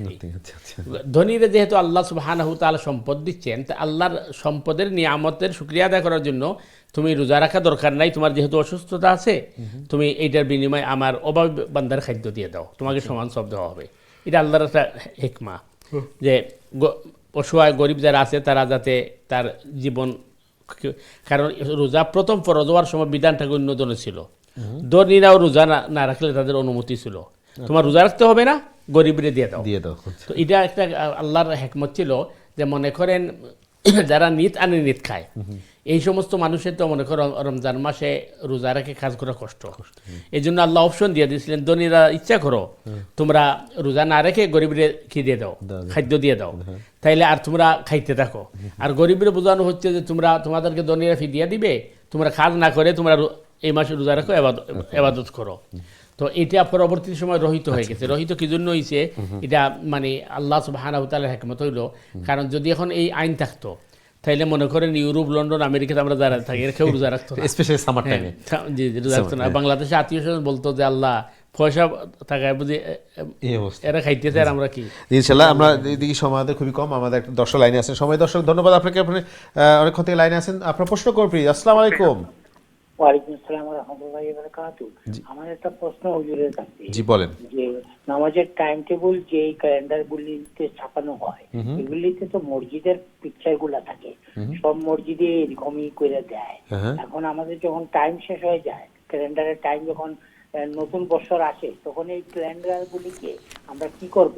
যে এটা তো অন্য জায়গায় দেশে নিয়ম নাই ফালানোর, যেখানে সেখানে ফালানোর কোনো সিস্টেম নাই, তখন তো এটা আমাদের ডাস্টবিনে ফেলাইতে হয়। তখন এই মসজিদের ছবিগুলি আমরা যে ওনারা বানায় এইভাবে, তাদের এইটা কি বানানো ঠিক হইতেছে না অন্য কিছু দিলে ভালো হইতো? একটু আমাকে বিস্তারিত। জি, খুবই গুরুত্বপূর্ণ প্রশ্ন করছেন, যেহেতু বছর শেষ, নতুন বছর আসছে, আপনি খুবই গুরুত্বপূর্ণ সমস্যায় প্রশ্ন করছেন। আপনাকে ধন্যবাদ আছি সুন্দর একটা জিনিস প্রশ্ন করার জন্য মহতারাম। খুবই গুরুত্বপূর্ণ জিনিস আমাদের সমাজে, আমাদের দেশে বা এদেশে সব জায়গায় আমাদের যে ক্যালেন্ডার থাকে, আমাদের সময় সুযোগ থাকে, এদের মধ্যে মসজিদের ছবি থাকে, পিকচার থাকে, অথবা অনেক সময় কোরআনের আয়াতও থাকে, অনেক জায়গায় বা দোয়া দরুদগুলো থাকে। তো বছর শেষে তো আমাদের এই ক্যালেন্ডারগুলো ফেলে দিতে হয়। এদেশে তো আপনার ডাস্টবিনে ফেলার উপায় নেই, বাংলাদেশে হয়তো আপনি বিক্রি করতে পারেন, এদেশে তো আর কোনো উপায় নেই ডাস্টবিন ফেলতে।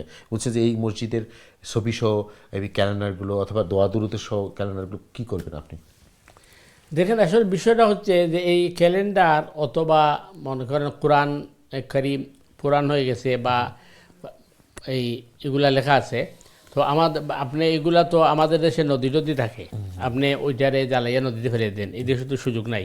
ওই দেশে একটা মেশিন আছে না, কাগজের খাইটা টুকরো টুকরো করে ফেলে দেয়, ওই ধরনের কী করে কাগজের একেবারে আপনার ওই ছোটো ছোটো করে এরপরে। কিন্তু শেডেড মেশিন, যে মেশিনের কথা, শেডেড মেশিন তো অ্যাভেলেবেল না, সব জায়গায় পাবেন না তো আপনি, এগুলো কোথায় পাবেন? অফিসে হতালে থাকে, অনেক সবার পাশাপাশি তার এই জিনিসটা পাওয়া যায় না।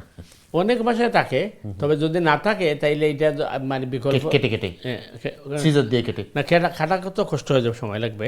বিকল্প রাস্তা হবে ওইটারে মনে করে একটা বোল বা কিছুর মধ্যে লইয়া আগুন দিয়ে জ্বালাই দেওয়া, জ্বালাইয়া ছাই করে সাইডে ফেলে দেওয়া। কিন্তু নর্মালি আমার রিসাইকেল বিনে ফেলা ঠিক হবে না। না, রিসাইকেল ফেলে তো ওইটা অনেক সময় ওরা ময়লা আবর্জনা ফেলে দিবে, তো আগে জ্বালাইয়ার পর সাই রিসাইকেল ফেলে দিলে ভালো হবে। খুবই গুরুত্বপূর্ণ প্রশ্ন করছেন ভাই, ধন্যবাদ। জিনিসটা আমাদের জানা হলো। স্পেশালি আরেকটা জিনিস সময় দর্শক জানতে চাচ্ছেন যে আসলে এই যারা এই ক্যালেন্ডারগুলো করেন তাদেরকে চিন্তাভাবনা করা উচিত কিনা যে ক্যালেন্ডারগুলো দেওয়ার সময় এখানে মসজিদ বা দোয়া দুরুদ থাকা ঠিক কিনা? প্রথম জিনিস হচ্ছে মসজিদের ক্যালেন্ডার মসজিদ থাকতেই হবে, এক নাম্বার। দুই হচ্ছে দোয়া দুরুদ এই দেওয়া, এটা কিন্তু কোনো ভুলের কিছু না। তার কারণ হচ্ছে যে দেখেন এই সিস্টেম যেটা হচ্ছে এইটার মধ্যেও কিন্তু একটা দাওয়াতও পৌঁছানো হয়। এই হিসাবে আপনি ক্যালেন্ডারের মধ্যে যদি ওই আল্লাহর নাম আর দোয়া দরুদ না থাকে, মানুষের জানা দরকার তো আমাদের, শিখবে কিভাবে? এবং দেখেন সবচেয়ে বড় জিনিস হচ্ছে আমাদের বোঝার দরকার, সৈয়দনা সুলাইমান আলাইহিস সালামে যখন চিঠি লিখছিলেন বিলকিসের কাছে, তখন বিলকিস কিন্তু মুশরিক ছিল। তো কোরআন বলছে সুলাইমান আলাইহিস চিঠির প্রথমে লিখছিলেন বিসমিল্লাহির রহমানির রহিম, ইন্নাহু মিন সুলাইমান ওয়া ইন্নাহু বিসমিল্লাহির রহমানির রহিম। তাহলে একজন মুশরিকার কাছে চিঠি দিয়েছেন, সেখানেও বিসমিল্লাহ দিয়ে শুরু করেছেন। একইভাবে রাসূল করিম সাল্লাল্লাহু আলাইহি ওয়াসাল্লাম যখন কিছু রাজা বাদশাহদের কাছে ওই ইমানের দাওয়াতে চিঠি লিখছিলেন, ওইটাও কিন্তু আল্লাহ রাসূল বিসমিল্লাহ দিয়ে শুরু করেছিলেন। এবং এক দুইজন বাদশাহ তো ওই চিঠি ছিঁড়েও ফেলেছিল।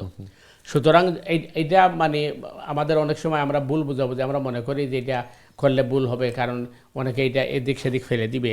ওইটা বড় কথা নয়। বড় কথা হচ্ছে যে কোরআন হাদিসের মধ্যে এটা কি আছে, এই আপনি আল্লাহর নামে শুরু করবেন। ওকে, ধন্যবাদ আপনাকে। সময় দর্শক আপনার ধন্যবাদ আছি মহতরম। একদম আমাদের শেষ পর্যায়ে, আমাদের আর আমরা প্রশ্ন নিতে পারছি না, তবে আগামীকালকে আমাদের সেম টাইমে আমাদের অনুষ্ঠান হবে। প্রিয় দর্শকবৃন্দ, আপনার অনুষ্ঠান দেখবেন, আত্মীয় স্বজন বন্ধু বান্ধব সবাইকে দাওয়াত দেবেন, যাতে আমরা সবাই মিলে এই অনুষ্ঠান থেকে উপকৃত হতো। এই মহতরম আপনাকে ধন্যবাদ আছি, শুকরিয়া আদায় করছি আপনার মূল্যবান সময় আমাদের দেওয়ার জন্য। জাযাকাল্লাহ খাইরান। প্রিয় দর্শকবৃন্দ, আমরা আজকে বিদায়ের মধ্যে যারা শুরুতে অনুষ্ঠান করছেন, আমরা প্রশ্ন করছেন, মতামত দিয়েছেন, আপনাকে সবাইকে ধন্যবাদ, শুকরিয়া। আপনাদের সবাইকে আগামী অনুষ্ঠানে দেখার জন্য আমন্ত্রণ আছি। এবং যেটা বরাবরই আমরা বলি, আল্লাহ আমাদের সবাইকে সুস্থ রাখুন, সহি সালামত রাখুন, দিনের পথে রাখুন। এই প্রত্যাশায় আজকের মতো বিদায়। আসসালামু আলাইকুম রহমতুল্লাহি ওয়া বারাকাতুহু।